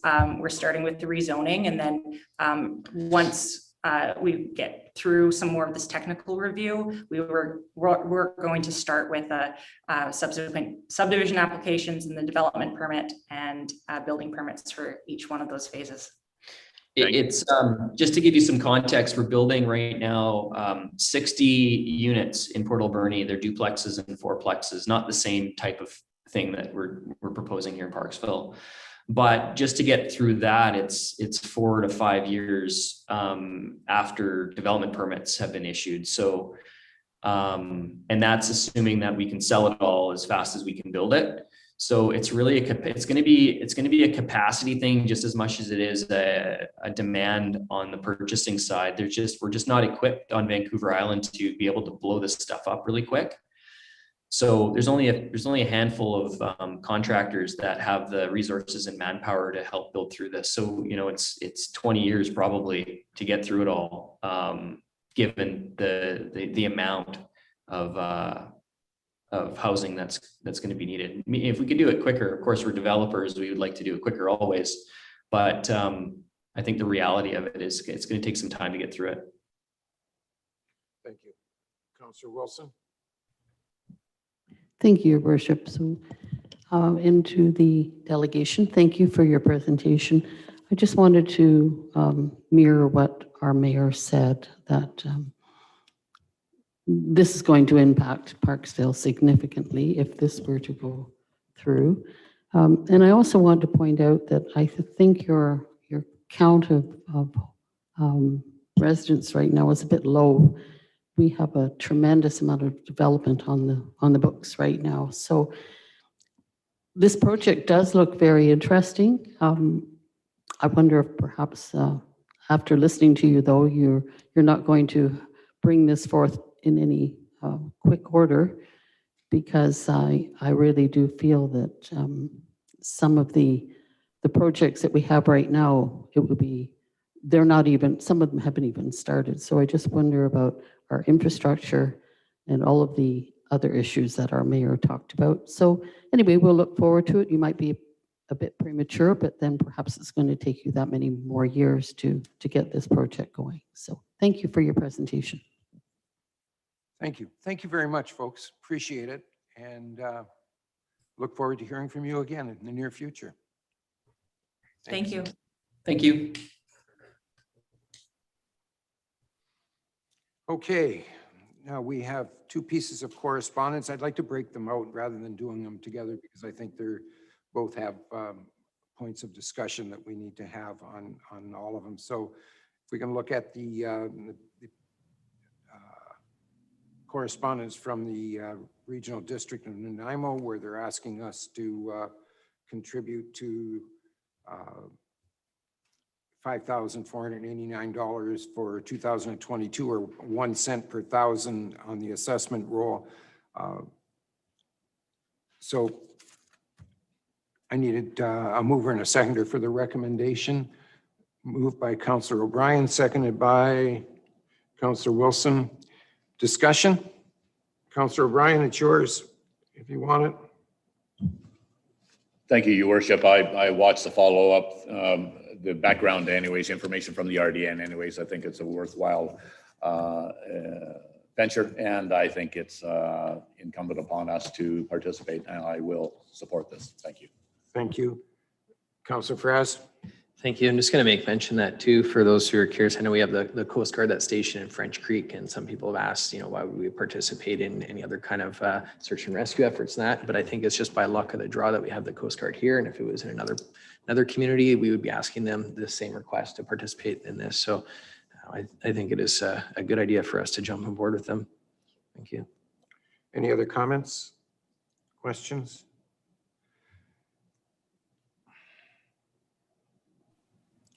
Okay, I'll call the question. I was just thinking about that for a second, but I'll call the question. All those, you have a comment, Councillor Greer? Thank you, Your Worship. This is the first time that we've been asked to do this, is it not? We Yes. haven't had anything in the budget before? No. No. And we've never been asked before, or we turned it down? I just can't recall. But this doesn't show up in our budget. This will show up as an assessment from the Regional District of Nanaimo, if I'm not mistaken. And they will just charge us 1 cent per thousand on the assessment roll. And so it's the taxpayers that will pay for it. So whether we agree or not, it's still going to cost us money? No, we have a choice. We can turn this down. Yeah. Well, I personally would turn it down. Thanks. Okay. Do you want to tell us why, or are you going to? Well, I think we've gone this long without this, and as Councillor Frost said, we have something right now at French Creek. I don't know, it's just another add-on that we keep adding on to our expenses, and I don't think it's worth the time. Thanks. Councillor Fraz? Just recognizing too that at the regional district, we had a presentation from this group, and we hadn't had the benefit of that here. But with volunteer groups like this, I think you get a tremendous amount of value for the service they provide, and they definitely complement the work that the Coast Guard does. But I think for the really the pennies that they're asking for here, it's well worth the value that we get out of them. So yeah, unfortunately, we didn't get a presentation like they did at the regional district, but I think it would be worthwhile to check out the search and rescue online to see the work that they do. Councillor O'Brien. Thank you, Your Worship, and further to comment why I'd be supporting it as well. We live on the ocean and Parksville, and we're very proud of that fact.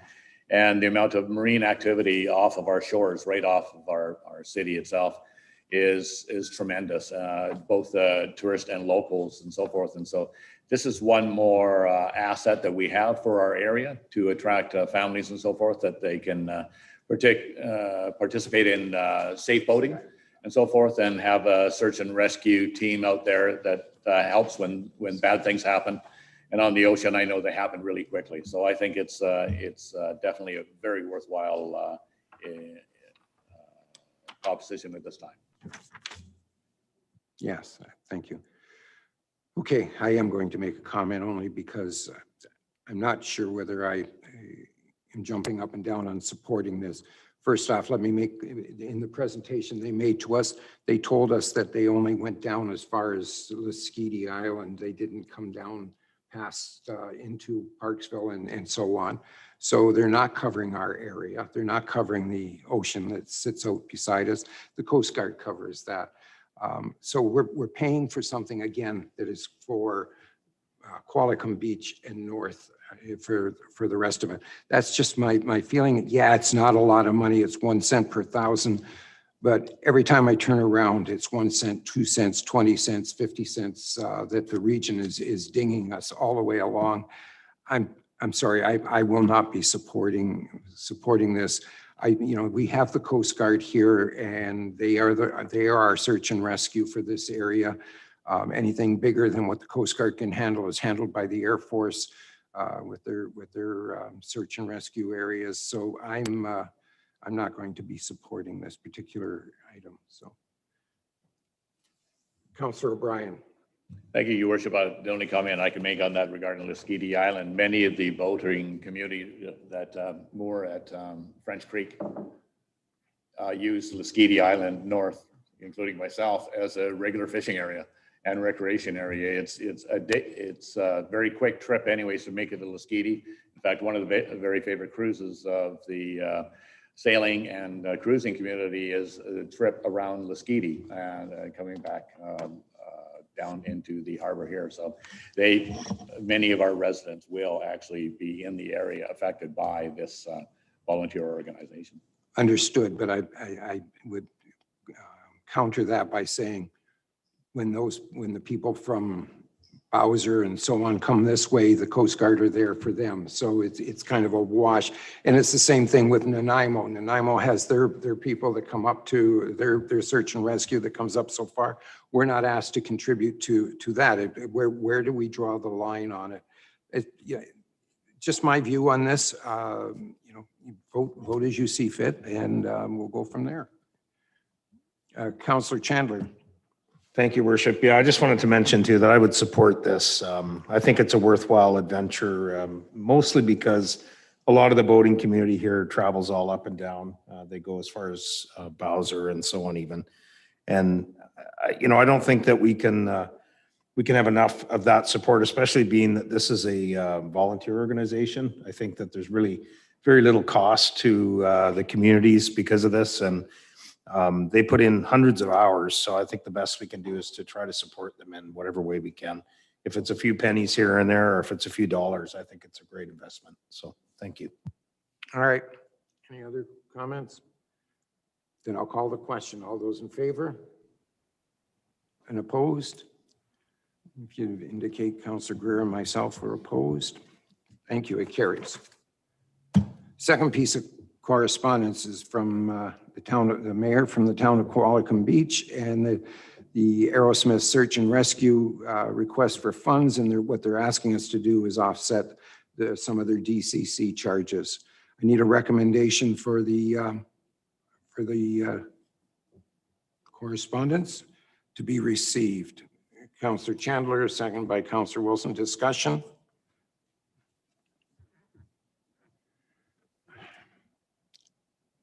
I guess I'm going to start it then, if that's the case.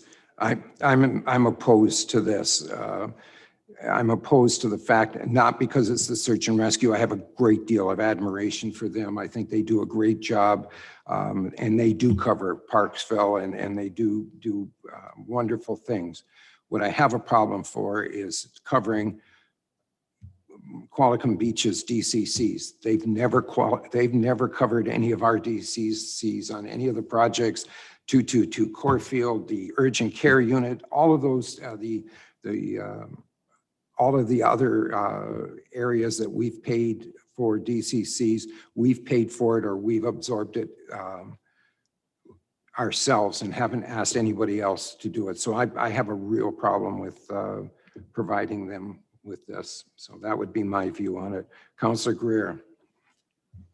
Thank you, Your Worship. I too will not support this. And I go along with the majority of the things that the mayor has said. Also, when we asked about their water situation, they didn't want to come in on us. They haven't been really willing to do anything with us over the years to help offset any of the costs. So now they're looking for money from us, and I don't see why we would support them at this time. Thank you. Councillor O'Brien.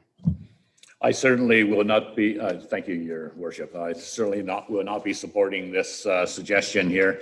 As you mentioned, the DCC is not only for 222, but we've been very cooperative with the town of Qualicum Beach anyways, and just recently with the loaning or sharing of our fire chief when they were in dire straits, and we did that at great cost to our poor fire chief anyways, who was doing two jobs wearing two hats. So the thing is, we've been very cooperative, and this was the deal that Qualicum has set up with the Search and Rescue Association. And so the thing is that they had the deal in place type of thing for now to suggest that now that they've made the deal, now that they expect City of Parksville to come in to contribute DCCs just to pay back into their coffers, it seems unreasonable and actually rather offensive to me. So the thing is, I'll certainly not be supporting this. Councillor Frass. Thank you. I think it's worth mentioning too, though, that the Parksville, City of Parksville does contribute to Erskine Search and Rescue through the regional district as well. We do have a shared agreement in place there, and we have supported them just recently through that as well. So I thought it'd be worth mentioning so people realize that we do participate with Aerosmith Search and Rescue. Yeah, that's a really good point, Councillor Frass, is that it's not that we're, again, it's nothing to do with the search and rescue whatsoever. It is strictly about our contribution to Qualicum Beach's DCCs. That opens up a whole can of worms. All right, if we have no other comments, then I'd like to call the question. All those in favor of, of receiving. That's okay. All those in favor of receiving? Yeah, receiving. That's all we're doing. Okay, carried unanimously. Reports. Mr. Russell, can you give us your first report? Certainly, if I may, Your Worship and Council. For the city has received an official community plan and zoning and development amendment application for 146 Greig Road. The property is approximately 58.9 hectares or 145.5 acres. The applicant is seeking to amend the existing future land use map from single unit residential to transitional residential in order to facilitate a planned neighborhood. In conjunction with this, the applicant is also seeking to amend the city's zoning bylaw from its current agricultural A1 zone to a new comprehensive development zone in order to facilitate a mix of low-rise and single-family residential units within the neighborhood of up to 800 units. This application is coming to council at a fairly early stage in the process at the request of the applicant in order that they may proceed with public consultation on this fairly large property.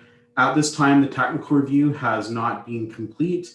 Therefore, we're not in a position to provide technical recommendations at this time. These will be presented to council as part of follow-up reports, more than one potentially.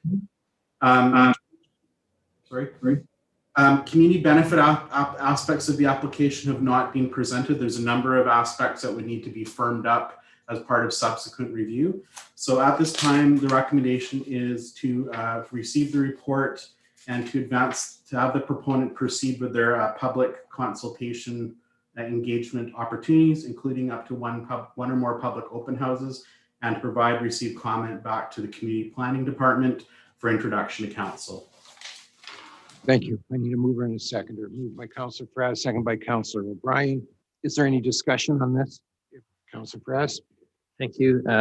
Through the mayor to Director of Planning. For the consultation from the developers, what is the distance that, for people in the neighborhood that they have to reach out to? Like often, yeah, I'm sorry if I'm not being clear on the question here, just lost of the words right now, but they have to also contact, on top of public houses, they have to contact neighbors within a certain distance. Is that correct? If I may, Your Worship, through to Councillor Franz, we have legislative and bylaw requirements when it comes to the municipality undertaking statutorily required public consultation. When it comes to developers, we always suggest that they follow those requirements and do notice, mailed out notice to property owners within, say, 50 meters, newspaper ads, etc. What we do is we provide them with that advice, and then when they've undertaken their public consultation, we advise council on how they've gone about making the public aware. And then when that report comes to council, council's in a position to determine whether it's satisfied with the public consultation effort in order to advance the application, or if council would prefer them undertake further consultation. So the short answer is we don't have a formal policy for developers on how they go about their public consultation, but ultimately council must be satisfied with their consultation efforts before they should advance the application. Okay, thank you. And through that, I heard you mention too, typically 50 meters within the development is what they're asked to do mailouts for. One thing I'd suggest in this case that it's a riverfront property affecting quite a few people downstream too, that my expectation would be that they would contact people perhaps within 50 meters of the river downstream of them. Being that far out there where that property is, within 50 meters, there's not many houses out there. So my concern is that if they're only going to contact within 50 meters of that property, it's, and end up being maybe 3 houses type thing. Like that's part of my concern there too. So it really depend on the uptake of the public engagement to the open houses. Is there any way to put in a request that they do their mail outs to a larger portion, or recognize that we don't have a policy around that, but if it's at our discretion to them to satisfy what our expectations are, can we make that kind of a request? If I may, Worship, through to Councillor Franz, I'm certain that the proponent is probably watching this live stream and is certainly taking your sentiments into consideration. Ultimately, they have to satisfy the majority of council that they've undertaken a sufficient public consultation process. And council can, again, as at a further stage, say, sorry, we want more consultation if council isn't satisfied with the consultation that's undertaken. Councillor Perez, did you have a follow-up? Oh, no, I think you answered my question there too. So yeah, I do hope they're watching and taking that sentiment to heart. We'll see what comes out of it in the end. And so thank you for explaining that. Councillor O'Brien, you had your hand up? Yes. Thank you, Your Worship, and through to Blaine. Just the portion that they're looking for the amendment to the official community plan, does that not go to a very extensive public consultation process for all residents of the city of Parksville? Does it not? Like I know certainly the public hearings would actually go to everybody in Parksville through the city mailouts or city advertising in the local paper. But isn't it quite a rigorous consultation process just to amend an OCP? If I may, Your Worship, through to Councillor O'Brien, the official community plan process requires additional consultation beyond that of the statutory bylaw adoption process. So under the statutory bylaw adoption process, you're required to hold a public hearing. In Parksville, for all rezoning applications, as part of our OCP policies, we do require that applicants hold a public engagement process. In the case of an official community plan, that process must occur before the bylaw is actually prepared. In addition, as part of an OCP process, we would typically do referrals to other agencies. The report does contain a preliminary list of suggested referral agencies.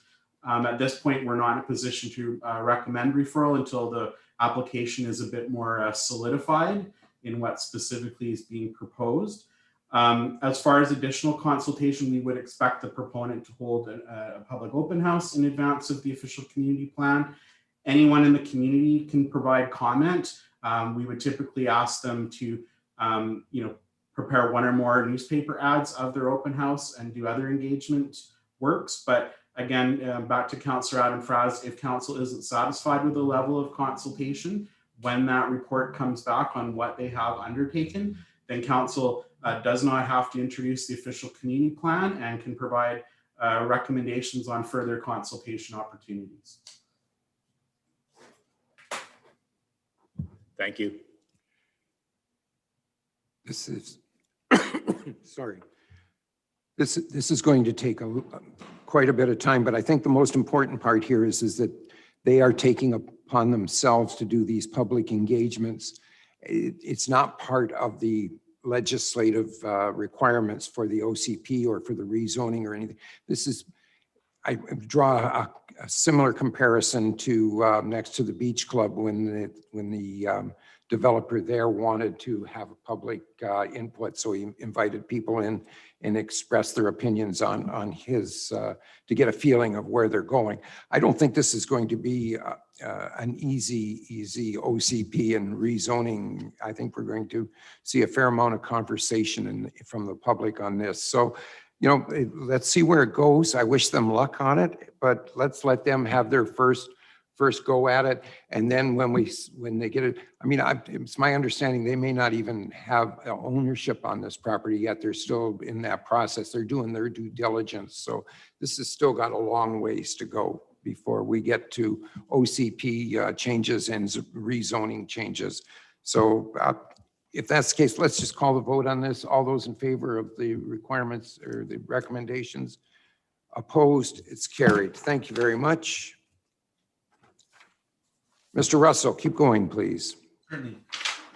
For council consideration this evening is a development permit application at 665 through 685. Excuse me for a second. I'm going to recuse myself from this particular one because of my previous employment with one of these companies and also my affiliation or my with Tim Hortons. Popeyes and Tim Hortons are part of the same ownership family. So I'm going to recuse myself for this particular one. So Councillor Greer, is it Councillor Greer still? You're the chair.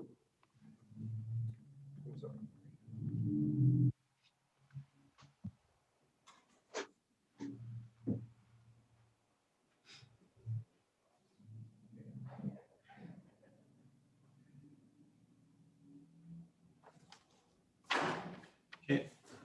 Can you please confirm that the mayor has left the chamber?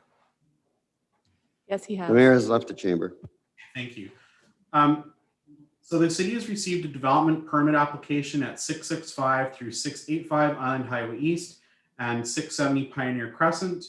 It's a form and character development permit area for approximately a 1.2 acre property. The applicant is proposing 2 commercial buildings, both of which are intended to house drive-through restaurants. One is also proposing to contain 2 additional commercial units for general retail type purposes. The property will ultimately be required to be consolidated into one property, as that's how it will function as a term of development permit. The application was presented to the advisory design panel on May the 20th, 2021. Some recommendations were provided with the proponent with respect to this application. In response, the application has addressed a number of points that were raised. They've added a pedestrian path to improve pedestrian connectivity on the site. They've undertaken a traffic study to verify the adequacy of the on-property capacity to take traffic for the drive-through, that it won't back up onto the highway. And they've also undertaken things to improve wayfinding on the property, as well as enhance the color scheme of Building A to be more distinctive with awning treatments. At this time, the recommendations are per the agenda to receive the report and to consider issuance of the development permit with a requested variance within the permit to relax the distance required of the parking spaces from property lines abutting the highway. Thank you for your report. Do we have a mover to receive this? Councillor Wilson, Councillor O'Brien, all those in favor? Carried. Second part, do we have a motion to approve this development permit? Councillor O'Brien. Seconded by Councillor Frass. Is there any discussion? Councillor Wilson. Thank you, Councillor Greer. So could I ask through you, Councillor Greer, to our Director of Planning? I don't recall when I was on the ADP with this, when this came through, what are they doing with signage? Or have they thought about signage? If I may, Your Worship, the report indicates that they're adding some directional signage to direct people through the drive-through areas, so for wayfinding purposes. Could I have a follow-up, please? Certainly. So thank you, Blaine. I'm just wondering though, as far as signage on the buildings, I don't recall whether there was discussion about that. I know that all of the renderings are showing Wendy's and Popeyes as having signage on the building. So I'm just curious as to whether that's going to be their form of advertising or they have other freestanding signage. That's what I mean. Freestanding signs specifically have not been included in the application at this time. Are there any other comments? Yes. One more? Yes, thank you. I guess my concern here is when I see a variance requested to reduce the landscape or the strip on city property or their property line. I just want to make mention that in my opinion, I feel that this is perhaps a little bit overbuilt on this site, and the fact that they have to come for a variance. And I just feel it's important for me to make mention. I'd like to see more buffer on the highway with trees rather than less buffer. So that's just a comment I want to make. Thank you. Councillor O'Brien. Thank you, Councillor Greer, and through to Mr. Russell, if I may. On the site itself, Blaine, I noticed that as of even today, there's a sign, a relatively new sign on that property right on the triangle saying leasing space available on this site. If we're looking at, as Councillor Wilson has pointed out, this site being rather overbuilt with the Wendy's and Popeyes, I'm just wondering what possible leasing space could still be available. The sign is not that old that's up there. I'm wondering if you know of any further applications or on this piece of property? If I may, your acting worship through to Councillor O'Brien. One of the buildings is proposed to have a restaurant and then two commercial units.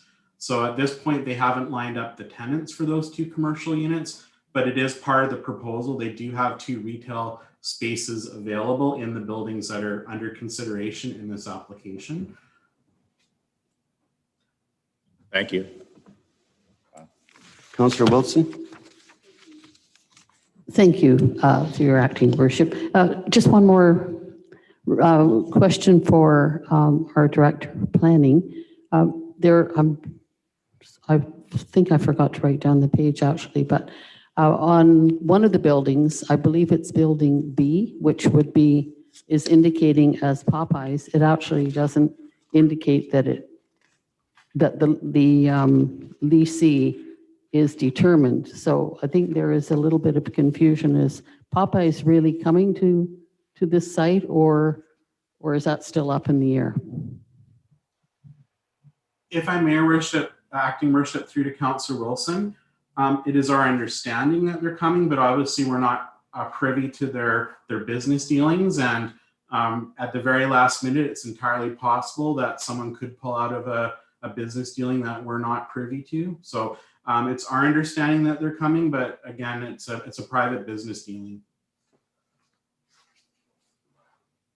Thank you. Is there any other questions? I'd like to ask one then. Who has made this application? Have both these companies made this application, or is it just Wendy's? If I may, Your Worship, through, if I may, sorry. The applicant is Canadian Commercial Parksville Incorporated. And that's also in conjunction with McDonald Gray Consultants. And the Canadian Commercial Parksville Incorporated is the owner of the property. So I'm assuming then that is both Wendy's and Popeyes. Your guess is as good as mine, but you're probably not wrong. Yeah, thank you. Is there any other comments? Councillor Wilson? Just one more. I'd like to, are we on the variance right now as for approval? Because I'd like to separate the recommendations. Thank you. If I may, Your Worship, consideration of the variance would basically preclude issuance of the development permit in its current form. So what you're saying is we can't split it? It's just a motion? If I may, Your Worship, the challenge would be that the plans that are included in the permit, basically, without even mentioning that you're granting a variance, would de facto grant a variance. Right, right. So the landscape plans that have the parking closer to the road and the parking closer to the road would de facto grant the variance. So I'm not sure how council would issue the development variance permit without further modifications to those plans, without inadvertently granting a variance that they may or may not wanted to grant. I also want to point out that the design panel was supportive of the relaxation request. Thank you. Councillor O'Brien, did you have a question? Thank you, Councillor Greer. Just one more question for Mr. Russell, if I could. I noticed on the development permit application Schedule F, anyways, which is showing the line drawing of Popeyes, it does, as you pointed out anyway, show possibly two other possibly vacant spaces anyways for future, probably fast food, I would anticipate, at this location. Now, would the parking spaces as allocated type of thing, they would also be calculated based on these other two commercial areas, is that correct? If I may, Your Worship, through to Councillor O'Brien, that is correct. Any other questions? Thank you. Councillor Franz? Thank you. Through our acting mayor to Director of Planning. I see, unfortunately, I didn't attend the ADP on this one, but I do see they had some comments regarding the traffic flow and so on, and that there was a review done saying that it's not going to spill out into the roadway, but I do kind of have concern with there just being one access point in and out of this property. I see an opportunity perhaps to have another access or let out into Pioneer Crescent to alleviate some of that flow. But because I didn't see the comments made at the ADP, I'm wondering if you're able to, if you had, and if you can kind of summarize a little bit of what their comments are directed to, if it included anything like that, and yeah. So if I may, Your Worship, through to Councillor Franz, I wasn't in attendance at the advisory design panel. I can note, though, that the development permit area guidelines in this area preclude providing access on Pioneer Crescent. Under both our current official community plan and our previous official community plan, access to Pioneer Crescent is generally to be avoided unless it's the only alternative. So it wouldn't have even been entertained. Okay, well, thank you for explaining that. I could understand why too, being residential area back there, that would be directional on traffic flow through it. Just to me, it kind of, it it looks like a situation that I'm not really sure how that'll unfold. And I appreciate that there was a review done, but the review isn't really provided here. So I don't exactly know how they reviewed it or what their conclusion was, aside from them just saying it's good enough. Are there any other questions? Councillor O'Brien? Thank you, Councillor Greer. I'm disappointed that I guess I didn't notice that it was actually two separate proposals as well as the Popeyes and the Wendy's. Maybe if one of those possible commercial spaces weren't put on the plans here, they wouldn't have had to go for a variance on the parking lot setbacks as to being so close to the road, because they wouldn't need as many parking spaces. Knowing now that what we're saying there could be like 4 potential tenants in this particular location, as Councillor Frass has only pointed out, with one access out onto it. I'm somewhat concerned. Does that not pose any potential alarm bells for planning? Because if there was 2 other commercial users in this area, that's a lot of traffic into this one very confined space. If I may, Your Worship, through to Councillor O'Brien, the property currently has 4 access points. The proponent, could have proposed more than 1 access point. The challenge is there are bylaw requirement distances between access points. What ends up happening is you end up with, if they're too close together, you end up with driveway access point conflicts. I think if this was a different shaped parcel that wasn't a very narrow triangle shape, that there might have, maybe been other access opportunities to have accesses further separated. But it is fairly constrained as a result of its general shape. And so it has been reviewed by the engineering department. It's been reviewed by an independent traffic analysis. Therefore, as such, we don't have concerns with the proposed access. Thank you. Are there any other questions?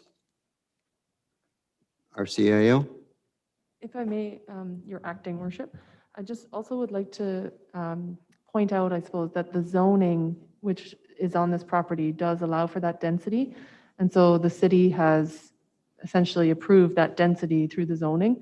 And if there are road issues, it would probably more so fall on the city at this point, in that they're not requiring an amendment to the sort of previously granted rights per the zoning. So I think I do agree with the Director of Planning. That's a very awkward shape, but the zoning does allow for that density of use with the multiple units on there. Thank you for that. There's no other questions. I'll call the question. All those in favor? It's carried, unanimous. Thank you.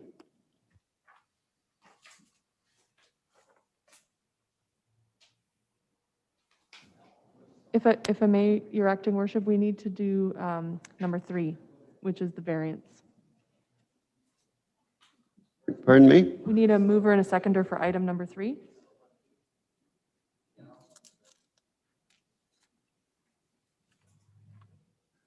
Item number 3, yes, okay. What is your question? If I may, Your Worship, we have a mover and Councillor Frass. We just need a seconder and a call the question on item 3. We've only done 1 and 2 so far. Okay.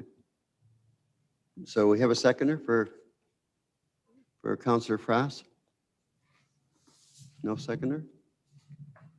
So the motion is, oh, sorry. Councillor Chandler, Oh, seconded. Councillor Chandler. Oh, sorry. Seconded by Councillor Chandler. Any discussion? Councillor Frass? So on this one, the reason why I would support this variance they're asking for is to move that setback a little bit for some parking space. I think, as was mentioned, with the amount of business in there, they're going to be pretty congested with parking, and without, I can see where that is going to make the difference for them. There's quite a few spaces, parking spaces they're going to be able to get with that. Without that variance, I could just see this leading to a bigger congestion problem, but still being able to do their development. I would agree with that. Any other comments? No other comments? I'll call the question. All those in favor? Carried unanimously. Let's get the mayor back.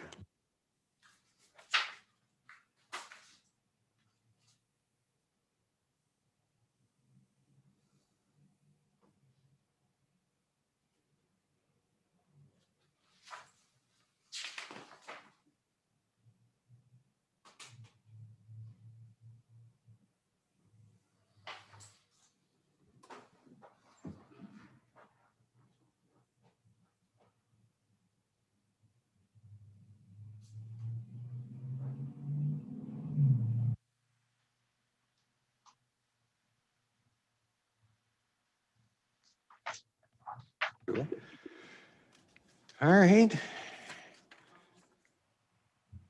Mr. Russell. Certainly, if I may, Your Worship and Council, for council consideration this evening is a request for an encroachment agreement and development variance permit at 1020 Herringball Way. Their applicant is proposing to have a new sign erected on the property that will encroach approximately 1.10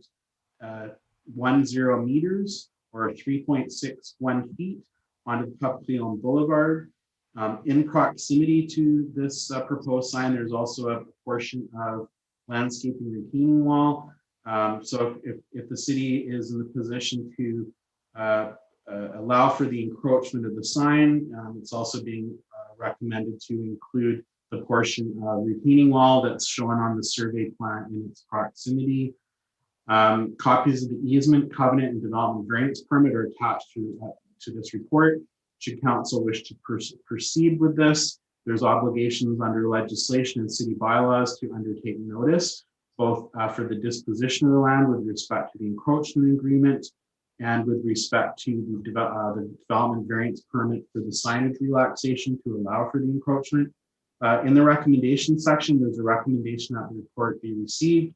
As we do not have a formal policy with this type of application, and there does not appear to staff to be any unusual circumstances, there are two suggested options for council within the recommendation. Should council wish to advance the application, or should council wish to deny the application?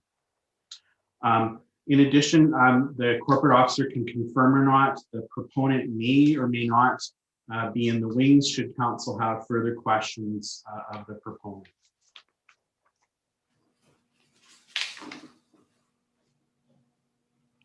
Okay, I need somebody to move that the report be received. Councillor Wilson, seconded by Councillor O'Brien. All those in favor of receiving? Carried. Now, I've got a question for you, if I could, Director. Is there a fee? Do we charge a fee for easements or covenants on our property? If I may, Your Worship, through to yourself and council, we do charge, typically charge the land value of the encroachment. At this time, there may be, in this case, the encroachment's rather small, so the dollar amount is reflected accordingly. At this time, there may be some gaps in our fee bylaw with respect to minimum fees for these types of things. I know the corporate officer is in the approach of reviewing our bylaws. However, at this point in time, the fees are basically that they would cover the advertising costs and that they would pay the fair market value of the land. In this case, it's based on BC assessment, and it's a very small piece of land that's proposed. Okay. Councillor Wilson, are you making the resolution? No, I was just going to discuss things. We need a resolution on the floor. Okay. Councillor Fraz, are you making number 1 and number 2? Or, oh, sorry, I'm looking at mine, but Sorry, if I may, Your Worship. In this case, council may notice my comments. I don't usually add comments, but staff has provided 2 different options for council. And as the director mentioned, there's a bit of a gap in our policy in that we do have encroachments around the city, mostly in the downtown core, that are existing and very old, because the building was built in the 1940s before surveys were around, or we've widened our roads over time so that, kind of through no fault of their own, a business owner might have an encroachment. I believe in this instance, there is a gap in that we don't have minimum fees applying.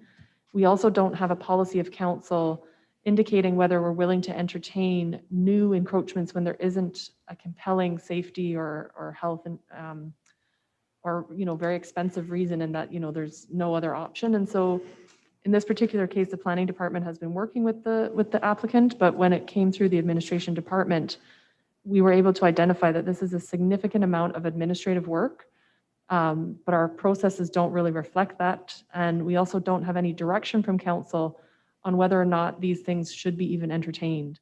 What staff would perhaps like council to consider is whether or not we put something together, that a policy that council would approve, that indicates where and when you're willing to go to this high administrative burden, for sure, not just now, but always, and that we have to administer these for, often 50, 60 years or more. And whether or not there should be some guidance to the public and to owners of land that, we're not just doing an encroachment into public land because you don't want to make it work on your site. So I think this has shone a bit of a light on a gap in that we don't, I would say in this particular case, I don't see a compelling reason to allow this, and the administrative burden on staff is going to be quite high. So for council, there's two options. If you want to, explore the item further, like in a generic sort of corporate citywide sense, that's something that this has triggered, I guess, that need. And the other item is that if council is fine with this and they don't really think it's a problem, then there's the option to move it forward with the draft wording that's provided for council. Thank you. Councillor France, are you wanting to advance it or deny it in your recommendation? Thank have you. the choice. Yeah, thanks. I think just in hearing from our CEO, the reasons of why, like the administrative load on it, it's unfortunate this one would kind of trigger that response, because we saw some previous signs come through asking for some easement that we approved, and we didn't take into consideration those types of things. So, my feeling is that this one, I don't have any problem with it as far as like where the sign is and what they're asking for, the size of the sign and so on. My issue then would be the administrative burden it has, but perhaps that's our fault for not having that in place already. I don't see anything wrong with them coming to ask for this, particularly because, like I said, we've already set the precedent that we would allow it when when we feel like it. So before I guess I make any motion as to whether to advance or deny it, I'll open it back up to the rest of council to have their say too, because I don't have a problem with the sign. I have a problem with the administrative load that it would burden. So you're proposing to advance it. I'll get to you in a second, Councillor O'Brien. Thanks. I guess for the sake of debate, for then I would let's open it up for discussion. I would be Okay. making a motion to All right. approve it then. All right, so we've got number 1 and number 2. I don't know what you have on your agenda, but We have either the approving or denying. yeah, okay, Both so are one and two. approval. I need a seconder for that so that we can have the conversation. Councillor Chandler, okay. You valid points. Councillor O'Brien, please. Thank you, Your Worship. And through to our CAO, would it be possible to go back to the applicant and suggest that there's a fee for just the application itself as decided by council for us to approve it, that you could figure out an administrative fee? I understand what Councillor Franz was suggesting on the other one on the Alberni Highway, but that was for a considerable larger piece that included a fairly large cost of land. This one, I think it's 3 feet. To me, the applicant perhaps is just applying for this because it knows it's going to cost very little. Whereas I look at the constraints on them putting it on their own property is only a security fencing. I drove by, it's a security fencing and so forth, and so it would just be a matter of it's only 3 feet out. So the thing is that why don't they just cut a hole in the security fencing type of thing, and you can definitely affix it to the new sign. But maybe they felt that just encroaching was easier. But if encroaching is going to cost $1,000 to cover admin, because we have to register that now as an encroachment on city property, I think that they would just back off and say, well, no, it's not worth that. To me, it's a rather redundant request when you look at the site, and I'm not sure why they feel that this is necessary, unless the price was just too good to refuse. Oh, sorry, just a second. Director Russell? If I may, Your Worship, I do want to make mention that there is a $2,000 development variance permit fee that has been submitted associated with this application, just so council is aware of that. If I may, Your Worship. Go ahead. My Please. recommendation in the notes is that there be a, council, if they are willing to approve this particular one, I think it could be approved with a minimum fee that would become then policy. So there's two ways council can kind of provide that direction to staff. We can either do a written policy that's brought to you and with a report and things, or you can pass policy guidance through a resolution. And so if council is willing to approve this person's request, there could be another motion that says that basically establishes a minimum fee of either the assessed value or $500, whichever is greater. So that way, that kind of does it without having to do a full-fledged policy. Okay, good. Councillor Wilson? Thank you, Your Worship. One of the concerns I had when we approved the QF signage was that it would set a precedent. It would open up the door for other people to come and ask. So I was against that, and I know that it does take ongoing. There are issues with easements that it stays with staff, as our CAO said, for perhaps 50 years or more. So I'm not sure that really there's a need for this at all. And having read our CAO's report, that really it's easy for them to put it on their property. There doesn't seem to be much point in allowing this particular easement. And definitely I agree that if we're going to have easements, it should be for exceptional reasons, such as, if there's expropriation of land or changes, whatever, to our roads that impact a business or a resident, whatever, through no fault of their own, then I can see that. But no, in this case, I absolutely don't see the need for this. And it's just unfortunate that I hope we don't set a precedent for this. Thank you. Thank you. In listening to council's comments and also in consideration of how we recently talked about the amount of staff workload that we put on, I think it would be best that, actually, I want to withdraw my motion of supporting this application because I'd like to see that if we're going to be spending any staff time, that we move it in a direction that's going to help us in the future. So yeah, I'm going to withdraw that motion of supporting this application. By doing so, you've withdrawn the conversation. Councillor O'Brien, recognizing the fact that there is no discussion at this point in time, so. That is correct. I'd like Unless you want to make the motion. I do. At this time, Your Worship, I would like to make the motion that council deny the proposed encroachment when development permit application. Somebody, second by Councillor Wilson. Okay, discussion. Councillor Greer? Thank you, Your Worship. I would also suggest that, and I'm all for supporting the motion, but I'd also suggest that we send a letter to these people stating that it's under review and that once the review is made and we have a policy, then we can get back to them. Is it under review? Well, I'm suggesting that we just tell them it's under review. Oh, so we lie to them? No. No, our CEO suggests that we haven't got a policy, so I'm suggesting that it's under review until we come up with a policy. And then we can get back to them. I got you. Okay. Thank you. Councillor Wilson. Thank you, Your Worship. So to Councillor Greer's comment about sending a letter, I believe that will take quite a bit of staff time if it's any indication of the time it took for a letter that I requested. So I'm not sure that there's any point in that. I'm sure the applicant will realize that. I think the mayor's got lots of time. The letter could come from him. Well, thank you. Let's have a back and forth conversation. Yeah, just ignore that I'm sitting here. Don't worry about it. You're duly ignored.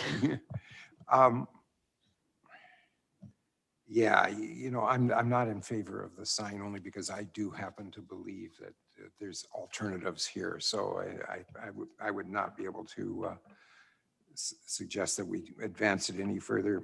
Therefore, I would be in favor of denying at this time. Just a point of clarification, if I could, Director Russell, just for my own knowledge, if nothing else.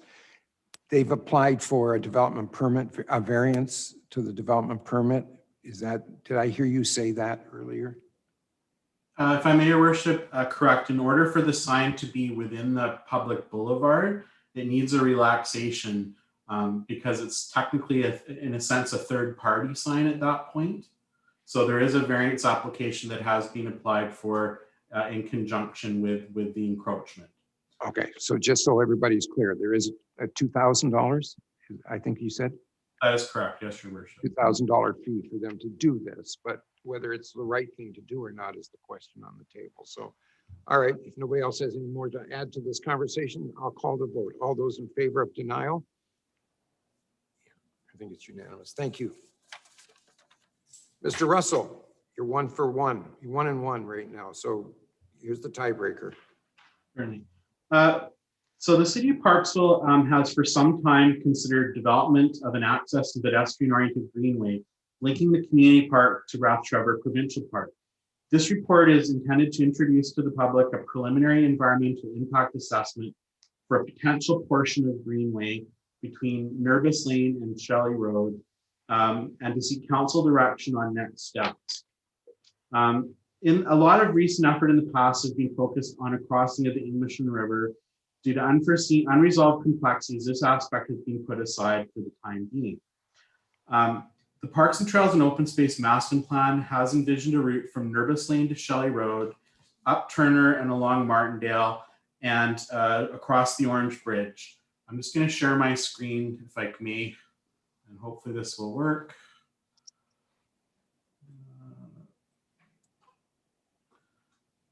Hopefully you can see. So this is the future trails connection map in the Parks and Parks and Trails Open Space Master Plan. And so we can see the route along here.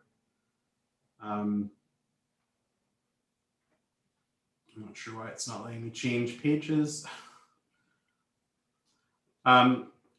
Basically at this time, we have the report itself. Sorry here, something's gone wrong. Let me just reopen something. Nothing ever works when you do a presentation.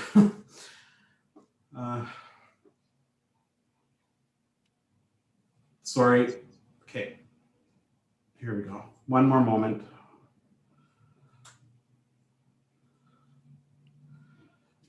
If I may, Your Worship, these were the original routes that were presented to council in 2013 or earlier, showing the different routes available at the time. At this time, the Nervous Lane to Shelley section is from here to Shelley Road. We're basically looking to, based on the environmental report, there's direction that additional study is necessary. In order to undertake that environmental study, we need to base that off of a planned boardwalk or other type walkway trail in order to sort of plan this more detailed route for it, as well as to there's different timings when different species are in the area. So there's really a need in order to see if this is a feasible route to both do a civil drawing, preliminary civil drawing, as well as further environmental study. And that would be for the Nervous to Shelley Lane section. That's what's in, as I said, in the plan, in the Community Parks and Trail Master Plan. And that's what we would proceed with should council approve advancing this initiative. Council could consider, we do have a public right-of-way if council wants to take it to the river kind of approach, then we could also, as part of this exercise that we're seeking to move forward with, expand the scope to look at that detailed design and environmental studies down to the Englishman River. It's currently beyond the scope of the specific plan. So at this time, the environmental report has been distributed to council.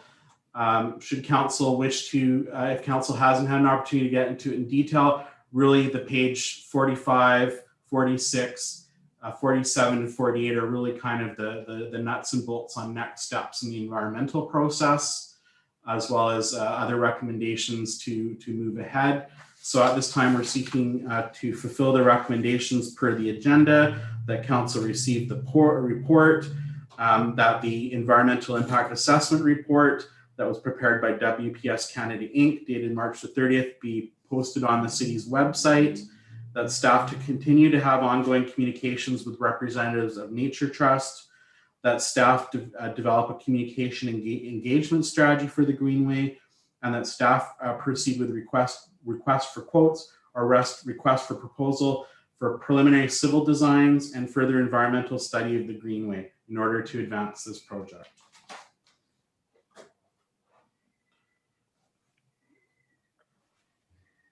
Thank you. I'm just thinking here, we'll take all 5 at one time. Fair enough. You're making that recommendation, Councillor O'Brien. Is that what I'm hearing you? Yes, I would, All Your right. Worship. I'd like to propose moving all 5 items as Mr. Russell has just called out as per the recommendations. I need a seconder for that. Councillor Fraz. Seconding discussion, Councillor O'Brien. I'm just one quick question, only because I just got to say it. How could we make anything more complicated than what we are for walking down a path that has been walked down for the last 40 years? It's beyond me, but here we are. So please, Councillor O'Brien. Thank you, Your Worship. And yes, it's amazing the amount of studies and so forth that have to be done for this relatively small trail. But it is very important that we do it and we do it right. And I'm very confident in everything that the staff has done so far to help further this along. And it's been a long process, and I truly appreciate your patience, staff, and your diligence in making this closer to a reality. So I believe that this is a great asset, going to be a great asset to our community. Thank you for all your efforts, and I believe we should let staff just carry on and do what they do best. Fair enough. Any other comments? All right, I'm going to call this question. All those in favor? Yes, it's unanimous. Thank you. Since 2013. Mr. Russell, next.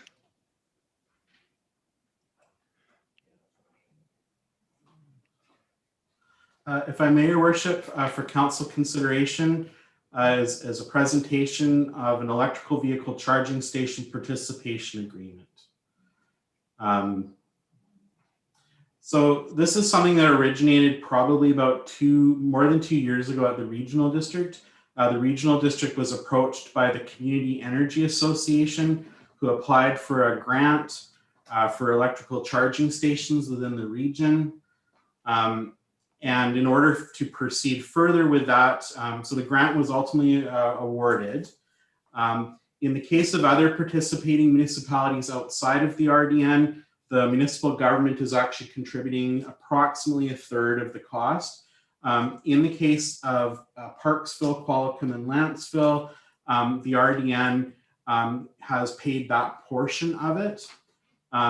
And so there is, in order for the city to allow for the Community Energy Association and the RDN, they basically would be going out and doing a request for quotes from different EV charging station companies. In order for that to proceed, there's a need for the municipality to sign a participation agreement. And that participation agreement does have some requirements based on basically the requirements that were imposed by the province in undertaking the grants. So one thing is it's a 5-year agreement, for example. It's with the CEA and the RDN and other participating local governments. It would facilitate the installation of a charging station within the vicinity of City Hall. And basically, as I said, the Community Energy Association undertakes a request for proposal. In this case, we've been now allocated 1 charging station with 2 connectors. These are sort of the power requirements that it needs to have. There are some costs associated with it potentially. One is staff time. Obviously, there's time to review and execute contracts for the installation of equipment. There's going to be staff time to identify 1 or more potential sites. So at PCTC or PCC, specifically what parking stalls is it going to go into? we would need to provide information to CEA on the different sites. There'd be work to finalize the specific site. And then there's also maintaining ongoing operations. So we're committed to own the equipment for at least 5 years, have it available to the public for 5 years to ensure that it's operating and maintained properly. Really the main cost outside of the operational cost is, like, as far as installation goes, is if our electrical service requires upgrades. So if the breaker panel here at PCTC is maxed out, and we're proposing to hook it into the wiring in this building, then those costs to upgrade our electrical supply to this building would need to be covered by the local government. In this case, PCTC may be close to maximum capacity. However, we do have the PCC building, which is also in the same block of properties. And it may have capacity, but we would need an electrician at some point sooner than later to make that assessment. I thought it would be helpful for council to have the costs of our current 3 chargers that we have. So presently we have 2 charging stations here at, sorry? Currently we have 2 charging stations here at City Hall. So we have in total, and one at the community park. In total, their operating costs are about $3,378 per year. The electrical component, I'm just going to pick this one station here at City Hall. If you can see my mouse jiggling, station AAA 273. So at that station, where our power cost, if we're assuming basically 12 cents per kilowatt hour, is about $899 per year. There's other charges associated. The fact that it's a network station, that people on an app can know if it's free and can unlock it. That has a $150 annual fee, as well as there's other network service charges based on per kind of parking lot area of $240 annually. So that's sort of how those costs are arrived at here. And I use the 2019 numbers because that was a typical travel year. Obviously with COVID 2020 and 2021 to date would not be typical utilization years. So these are estimated financial implications should the city participate, agree to sign the agreement. Now, we have in the past indicated to the regional district that we'd like to participate in this. So there's a one-time cost if required. I think the electrical capacity review is something we're probably going to have to undertake sooner than later. I'm estimating that's between $300 and $500 to have an electrician come on site and do the calculations on our capacity. If we need electrical service upgrades, my best estimate is probably $5,000 plus to do that, because it's, you're replacing a breaker panel. You may be increasing the line service to the property, which involves hydro coming in and hooking stuff up. So that's probably the minimum for the electrical service upgrades. I've based the operational cost based on our existing stations. So total estimate operational costs I would estimate between $2,500 and $2,850 per year. There's also a need at some point. These things do have a usable shelf life. So one could anticipate in 10 to 15 years, the device may be at the end of its technological functioning. So there's probably a $5,000 to $10,000 capital cost that would need to be figured into future budgets. So the agreement was attached to the agenda. I've sort of provided a summary of the key points of the agreement, and then the recommendations are as indicated on the PowerPoint slide here. Fair enough. I need a mover and a seconder for the recommendations 1 through 3.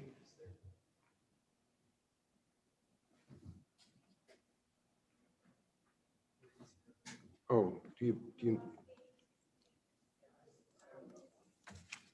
on the last page?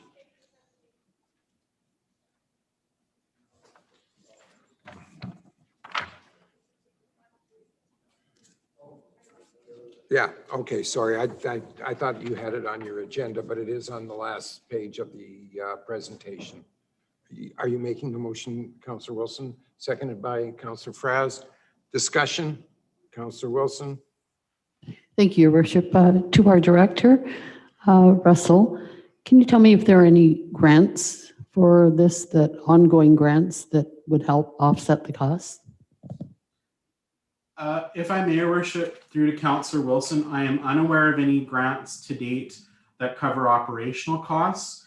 All the grants that I've seen or observed have been for equipment installation.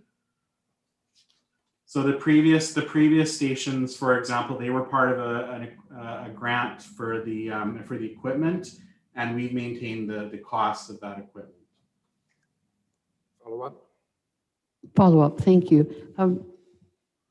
I guess this is going to not be very favorable for some people, but is there a possibility that there could be some minimal charge for people using the station? If I may, Worship, through to Councillor Wilson, absolutely.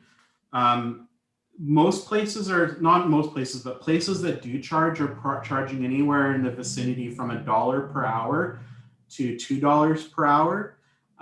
Part of that reason right now is that the federal department that does weights and measures in Canada has not certified any of the chargers available on the market to accurately measure the kilowatt hours being charged.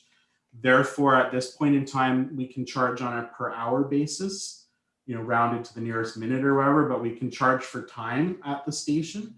And so most places that have level 2 chargers that charge between $1 and $2. Councillor Fraz. Thank you. Through the mayor to Director of Planning. I appreciate the question from Councillor Wilson, because that was something I was going to ask about the charging. How would we go about, though, putting that together to have a charge per hour? If I may, Your Worship, through to Councillor Fraz, it would be a matter of adopting a bylaw and then talking to our current charge network provider about configuring the machine to facilitate the charges. Obviously, we'd also have to probably have a bit of a communication strategy. So I would suggest that we would have a bit of lead in on when the charge is going to take place. But yes, we can adopt as part of the fee bylaw. It could be included in that. And then as well as a communication strategy could be developed to inform persons of it. And we can be in contact with our network provider of our current equipment on how we implement that charge. One option too would be, so council could pass resolutions this evening and add those to the current recommendations, or council could direct staff separately to look at the charge aspect and report back to council in the fall.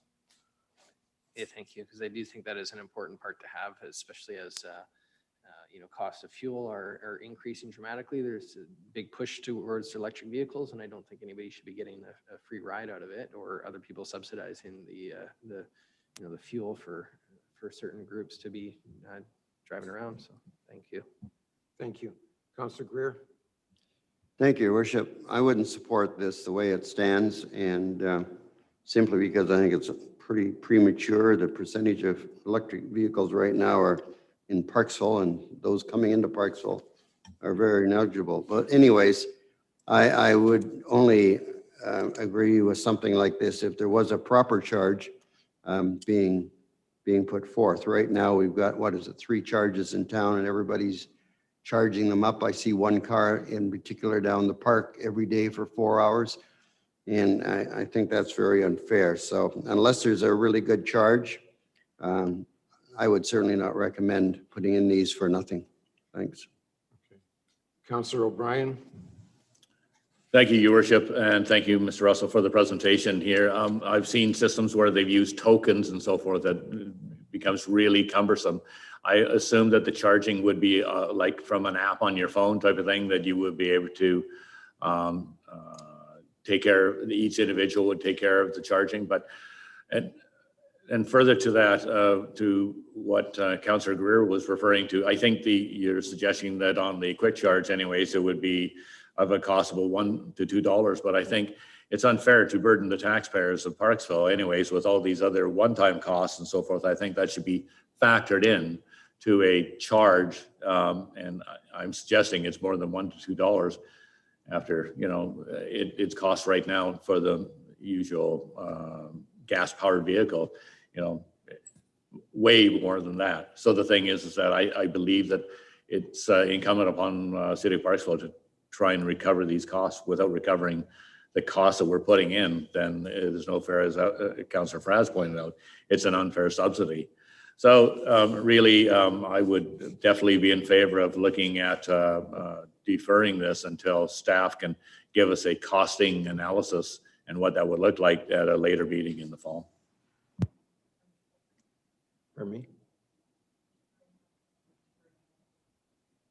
I'm not sure where Councillor O'Brien's going with that, but if I may, Your Worship, with respect to the agreement itself, I know that the CEA is hoping to have a response back from the municipality by July the 31st. With respect to charging and other aspects, we could address that in the early fall.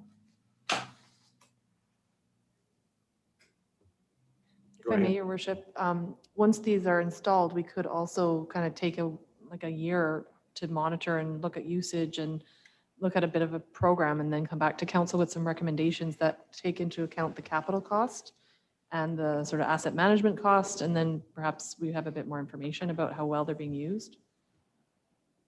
So we could consider these 3 items kind of today, and then if council's supportive of the principle or the idea of the charging stations, and then we can do some monitoring over a year or so to figure out what an appropriate fee might be, and then bring a report back to council. Councillor Wilson. Thank you, Your Worship. I think our CAO has basically addressed the issue, and I wasn't sure whether to make a resolution that staff look into this now, but I'll follow along with our CAO's suggestion that we monitor it for a year. So that's fine with me, and I think it's okay to go along with the resolution today, or the 3 recommendations today. Thank you. Thank you. Councillor Fraz. Thank you. I was just going to say that I do support us moving ahead with this sooner rather than later. I don't see any big reason why to delay it, but as well, having this additional charger, I think there's a lot of people in the community that would be appreciative of it and help us towards things like being carbon neutral as a community. These opportunities for these grants, they're here right now, and we know that electric vehicles is the way that things are going to in the future. So I think right now it's an opportunity to get on board while the capital costs are a lot cheaper. Otherwise, in the future, maybe we won't have the same grant, but we'll end up moving forward with something very similar like that. So I don't see any particular reason to delay, but I do think that coming up with a charging scheme and in the next year would be a great way to go. I don't disagree. I think that we need to move forward with this. It's been for a couple of reasons. One is because they need an answer before the end of the month, which is always typical. But I also think that we've got to look at these costs. Giving somebody free transportation on one side or subsidizing their transportation on one side is not fair to the person on the other, because let's face it, the lower income families are the ones that can't afford the electric vehicles, and they're the ones that are going to be paying the full price for gas, especially at $1.66 a liter right now. So I think we've got to, and $1 an hour is kind of, I just don't see that as being significant enough to, I think we need to be looking at a decent. So perhaps in the fall, we can sit down as a group and kind of hash this out without putting an awful lot of effort from staff on it. But let's look at this come the fall for the pricing. So I'm sorry, I lost track. Councillor Franz, Councillor Chandler, Councillor Greer. Oh, I'm sorry, Councillor O'Brien is next, and then Councillor Chandler. That's why I write them down.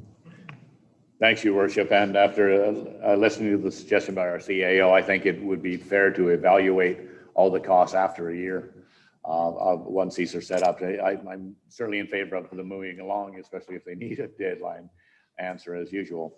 But the thing is that at a year time, we'll have a better handle on what the true costs were, whether we had to put in extra electrical service and so forth, and then we can base a fee structure on that. So I'm in support of that.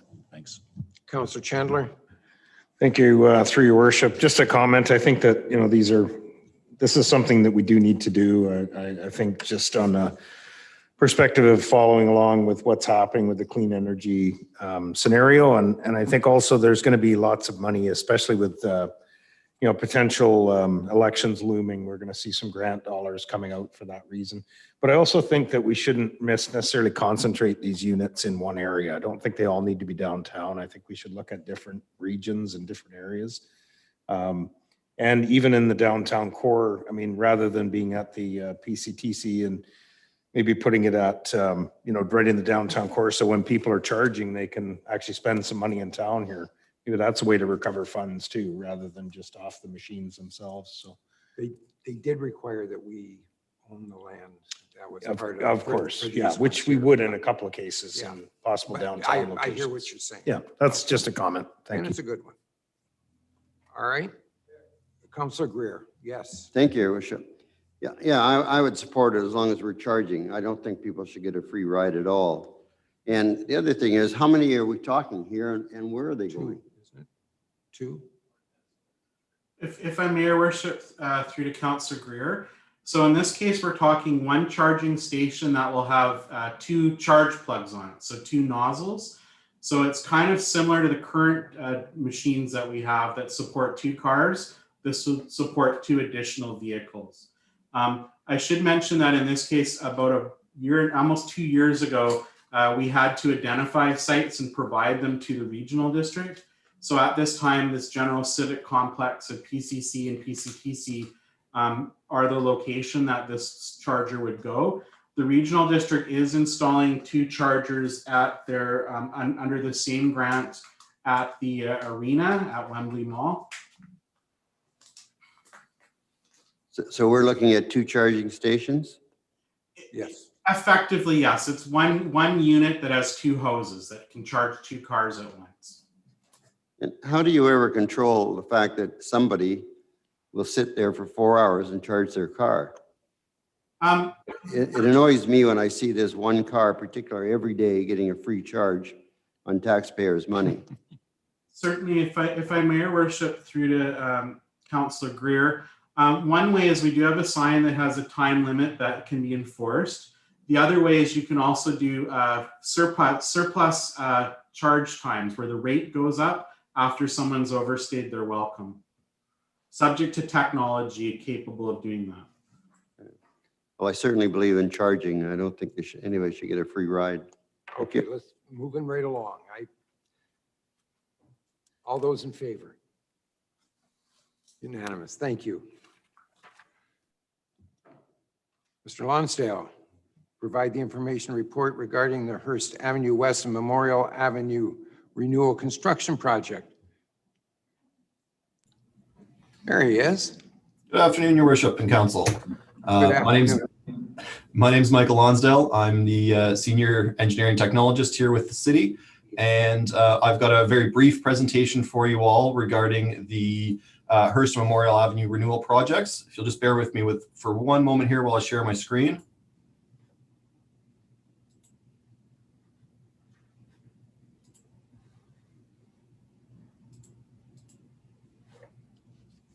There we go. Can you see?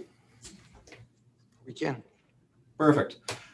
So as I said, I'm going to be doing a very brief presentation about the Hearst and Memorial Avenues renewal projects that our team in the engineering department has been working on.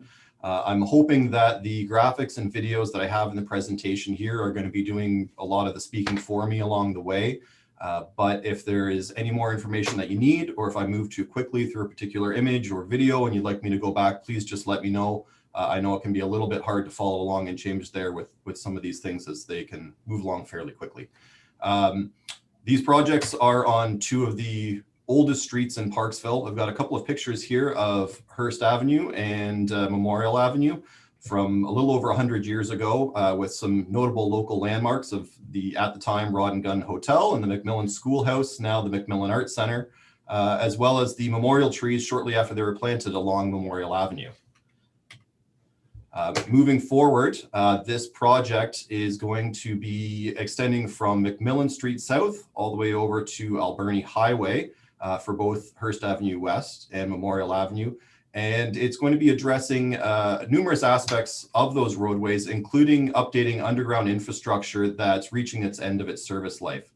So the storm, sanitary, and water mains that are on Memorial Avenue and Hearst Avenue West are predominantly asbestos concrete mains that, as part of these projects, are going to be updated with modern PVC pipes, which will reduce operational efforts out on Memorial Avenue and extend the life of these streets.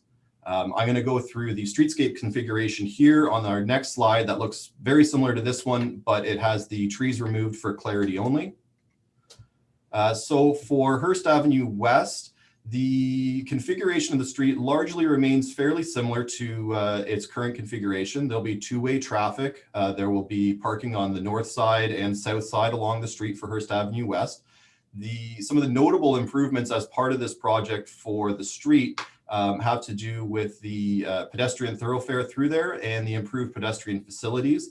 So we'll have full sidewalks through Hearst Avenue West on both sides of the road, increasing the pedestrian connectivity in our downtown core, and promoting the use of active transportation. As well, at the intersection of Hearst Avenue West and the Alberni Highway, we're going to be reconfiguring that intersection a little bit and introducing a four-way stop there.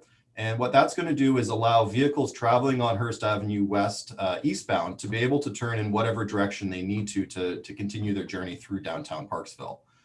Currently, vehicles traveling east on Hearst Avenue West are restricted to a right turn to southbound movement on Alberni Highway, and this will allow them to either continue east along Hearst or even turn north along the Alberni Highway. On Memorial Avenue, that is getting a bit more of a dramatic change to its streetscape configuration.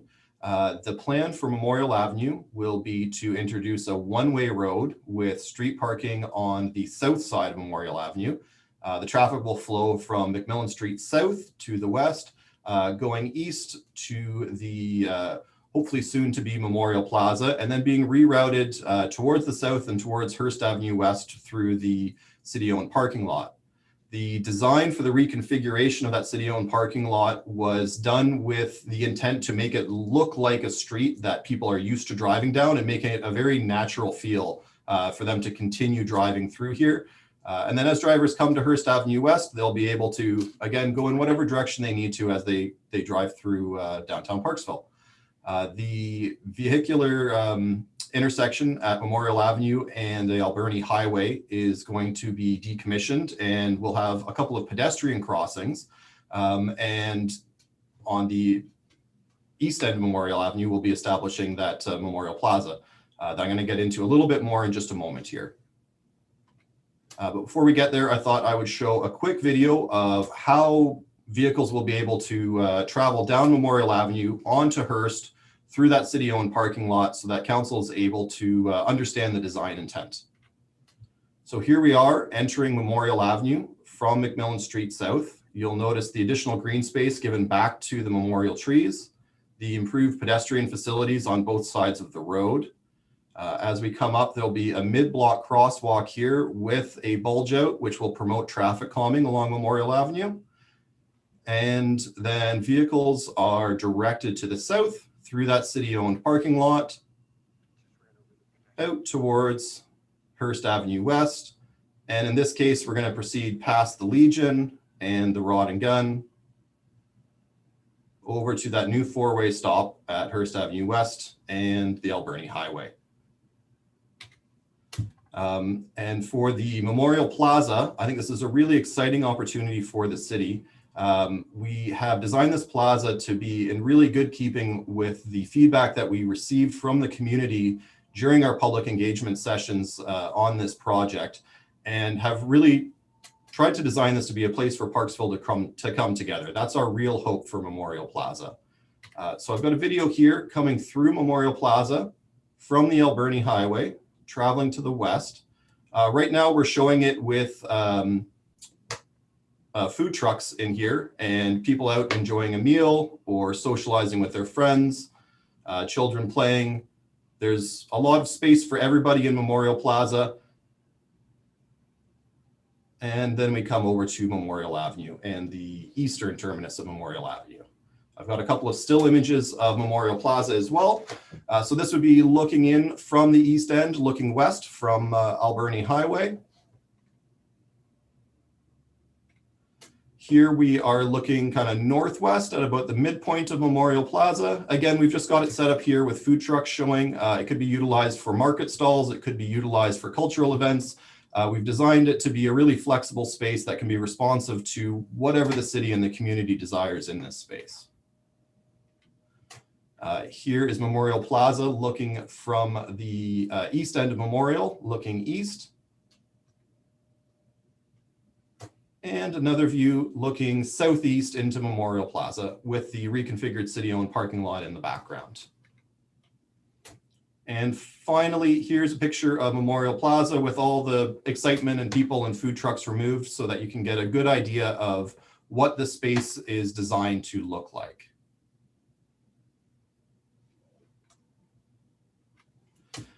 Throughout this project, we have embraced the crime prevention through environmental design principles. Memorial Plaza in particular was designed to have nice, long, clear sight lines so that people feel comfortable moving through this space at all hours, as well as having improved and enhanced lighting within Memorial Plaza and lighting designed bespoke for Memorial Avenue and for Hearst Avenue West throughout these projects to be able to get us off of those BC Hydro lease lights and onto lighting that is really appropriate for the downtown core. So I've got a little video here of Memorial Plaza in the evening in one of its envisioned usages that should hopefully give council an idea of what the space will look like in the evening time. So there's opportunities for people to come and socialize, meet before heading out for dinner, or whatever they may please.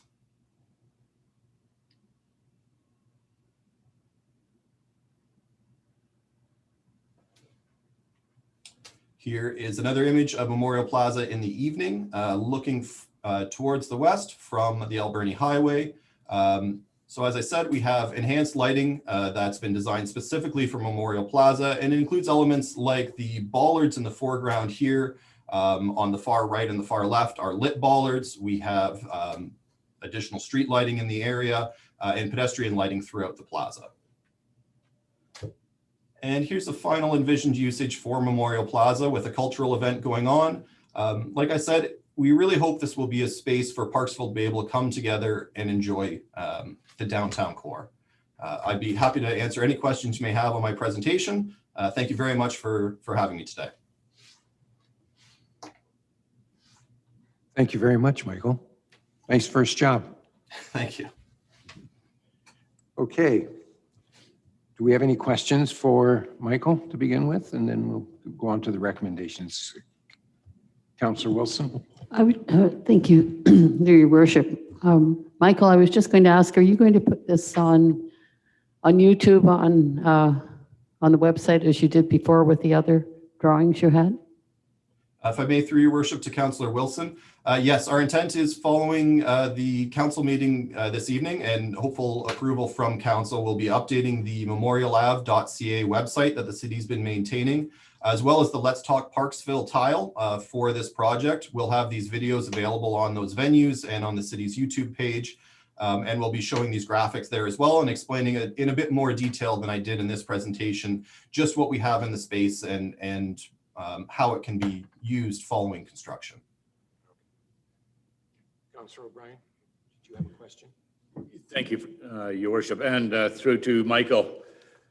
Michael, you really shone on this one.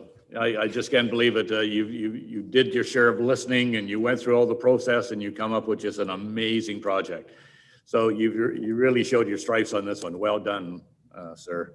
I'm really looking forward to the Memorial Plaza. I think it's going to be the highlight of our downtown area for right now. It's a great location. I'm not a big fan of seeing it with the food trucks in it, quite frankly, because it just kind of takes away that open concept feeling. I hope that there will be lots of bricks and mortar, sidewalk cafes and so forth, the restaurants that will locate in that area once they see what a great job you've done on this. So kudos off to you and all your team there, because you've really come up with an amazing project. I'm looking forward to it. Really excited. Thanks very much. Thank you kindly. Thank you. All right, I need mover and a seconder for the recommendations 1 through 8. Councillor O'Brien, Councillor Chandler. Discussion? All we're doing is bringing it back and coming back to exactly the same number when you add and subtract. So it's pretty straightforward. So I'll call the vote then. All those in favor? Carried. Thank you very much. Thank you. Now, again, I'm going to be giving the chair to Councillor Greer. I will be recusing myself due to the fact for 2 reasons. One is that one of the applicants is my particular accountant, and secondly, they are good friends of mine. So rather than be involved in this one, I'll let you guys make that decision.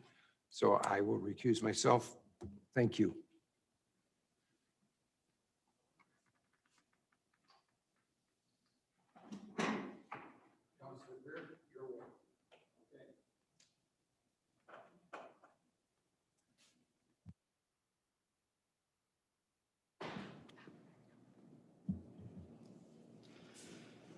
If I could suggest that we take these 4 all at one time?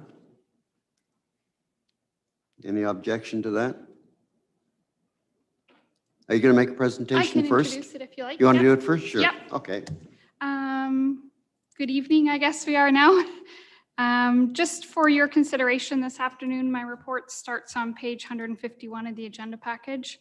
The community charter requires that council appoint an auditor to conduct our annual financial statement audit. And so we've gone through a request for proposal process and received 4 proposals back to be the city's auditor. As you'll note in the recommendations, that also includes an appointment to be the auditor of the ERWS financial statements as well as the AWS financial statements. So based on the ranking of those 4 proposals, which the Director of Finance and myself went through, we in our recommendation would recommend that council appoint MNP to be the city's auditors as well as for ERWS and AWS. As a bit of background on that, KPMG has been our auditor for the past 6 years. If you recall, they had an initial appointment of 5 years, and last year during COVID, we asked for an extension of 1 year. So again, we're looking for a 5-year appointment on this as well again this time. And I'm happy to answer any questions if anyone's got questions about the particulars. Thank you. I take it that we're just going with the same company? So we currently are with KPMG. Yes. And this is MNP. And Oh, they're, so we are making a change here? yes, we would be making a change, and their office is based in Nanaimo is where they would serve us from, where the KPMG office served us from Victoria. So they're both Vancouver Island based firms, both very strong on the municipal audit world, MNP and KPMG both. Can I ask you why you are recommending these other people? So our matrix of ranking included things like fees, references, their particular staff experience, so the staff they were assigning to our audit, as well as their firm's reputation and overall quality of their staff and their firm in general, specifically with respect to public sector and municipal audit. And there's been a lot of changes, as you know, with respect to guidelines and standards in this area.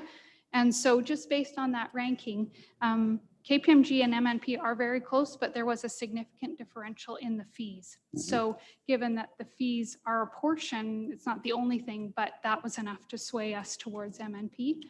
And like I say, they're both very strong firms in this area. Good. Yeah. Thank you. Is there any other questions about this auditors? No other questions?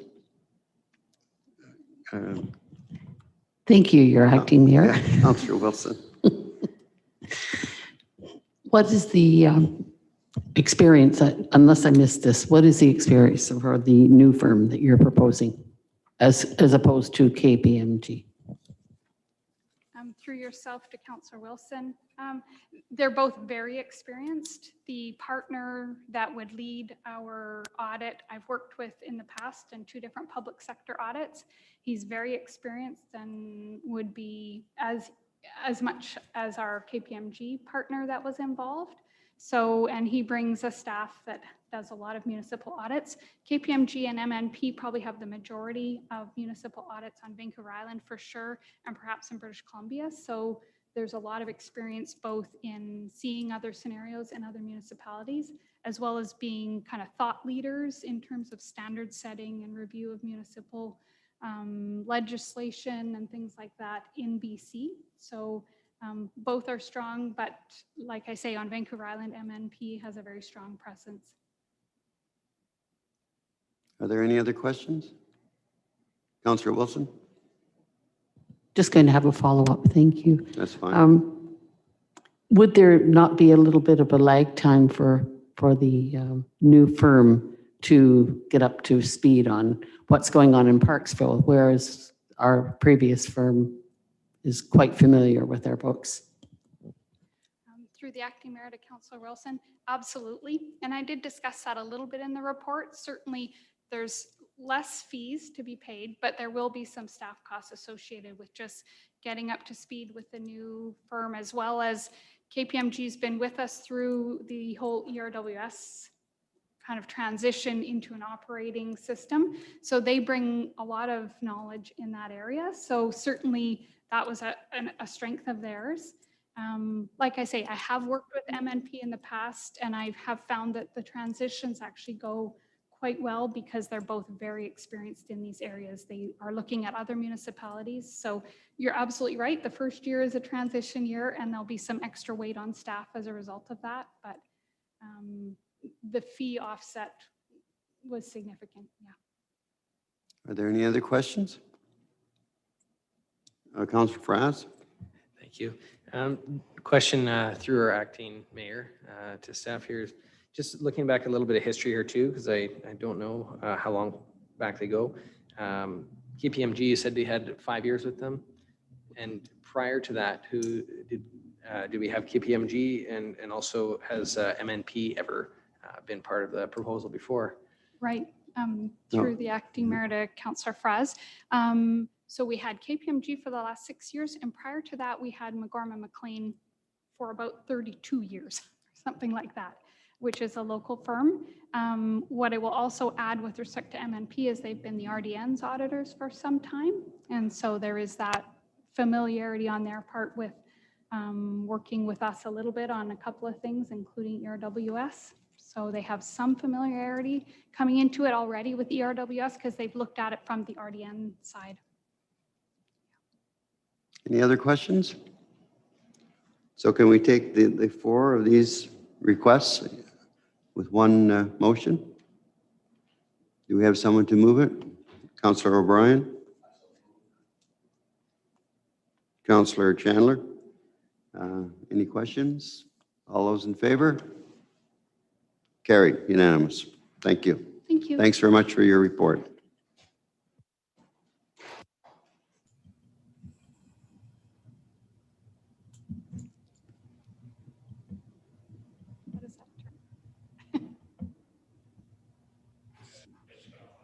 I was going to say, I'm out, Amanda. Oh, that used to be an error.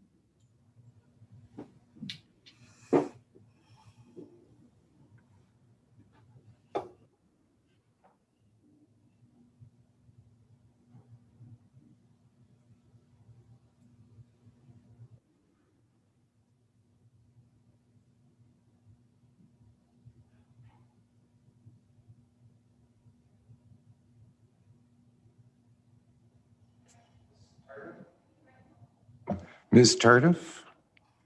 I tried to bypass you, but they wouldn't let me. That's good to know. Thank you, Your Worship. This report is seeking council support for an application to the Canada Community Revitalization Fund, CCRF, administered by the Western Economic Diversification. The funding is intended to help communities build and improve community infrastructure and to help us rebound from the effects of the pandemic. Staff has identified accessibility upgrades to the Lions Ventureland Playground as the project for this funding. This grant would include the completion of the sidewalk around the perimeter of the playground, about 100 linear meters, and then the next phase of rubber surfacing under the top play area, which is about 370 square meters. The funding application will be for $400,000. The grant is due this week, and if successful, funding would provide up to 75% or $300,000. The playground, as everyone knows, is a centerpiece of the park for years. And over the last 5 years or so, it's seen partial upgrades to the surface in the playground, making it more inclusive and also improve accessibility. We recently received a grant from the Tourism Dependent Communities Fund for $315,000 for a portion of rubber surfacing and play equipment in the area that's geared to kids, the older kids, ages 8 to 12. If successful with this grant application, and we've been told a fairly quick turnaround on notification, the works could be completed at the same time late this year or completed in January 2022.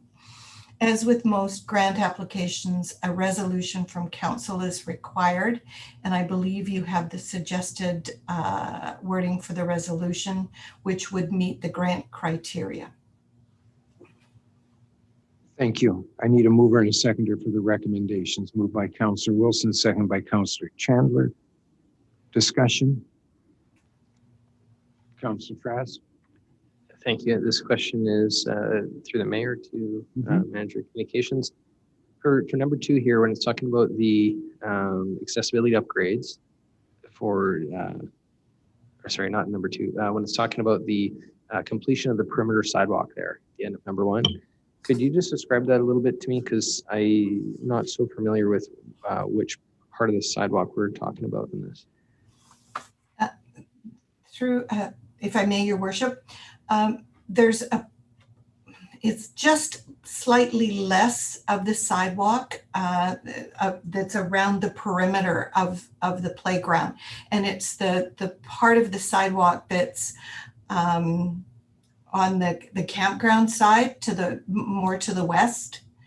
And my understanding is it's important for children with different abilities when they're using the playground is to be able to go around the playground and determine where it is that they're going to feel most comfortable. It also allows parents with strollers to basically circumnavigate the playground. A portion of it is already done now. This would finish it. This would complete it. Thank you. Would this complete it around the entire playground, like bringing from where the accessibility swing was to, like, would it complete a full 100% around it? Yeah. Yes, that's right. Thank you for that. All right. Any other questions? Councillor O'Brien. Thank you. Through the mayor to Debbie Tardif. Just a quick question. Debbie, you said that the grant application is due in a week. Do you know when the announcement by the grant providers would be made to know if we're successful or not? If I may, Your Worship, I don't, Councillor O'Brien, in going through the guidelines, it does say there would be notification. I think the wording was a quick turnaround. Or notification would be done as quickly as possible. They're going to start reviewing the applications on Friday, I've been told. Before the election. Thank you. My reason was just, the timing of construction, so that it's up and running before the summer of 2022. That's great. Thank you. All right. Any other questions? We have the motion on the floor? Oh, all right, so I need yeah, that's what I thought. Calling the question, and all those in favor? Carried. Thank you. Thank you very much.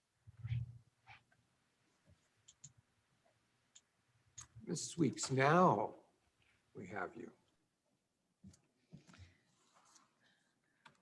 So this report, staff are seeking council authorization to renew the lease agreement for a portion of land located at 201 Pimp Street for the use of outdoor daycare activity space. The current tenant has been in place for the past 6 years and during that time has worked cooperatively with the city, and the recommendations as per the council agenda.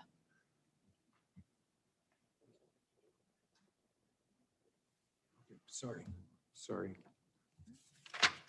I need a mover and a seconder then for the two recommendations. Councillor Greer, Councillor Wilson. Discussion? I think we'll all call the question then. All in favor? Yes. Carried. Thank you. That was the last of them. Does any member of council have a notice of motion they would like to provide? No.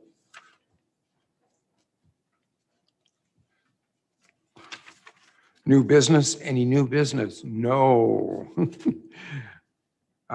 We have to go back into camera. So we have one more item. Go. We'll take 5 minutes. Pardon me? Yeah, I need a motion to go into camera. Councillor O'Brien, second by Councillor Greer. All those in favor? Carried. Gotcha. All right, we only have one item left, do we not?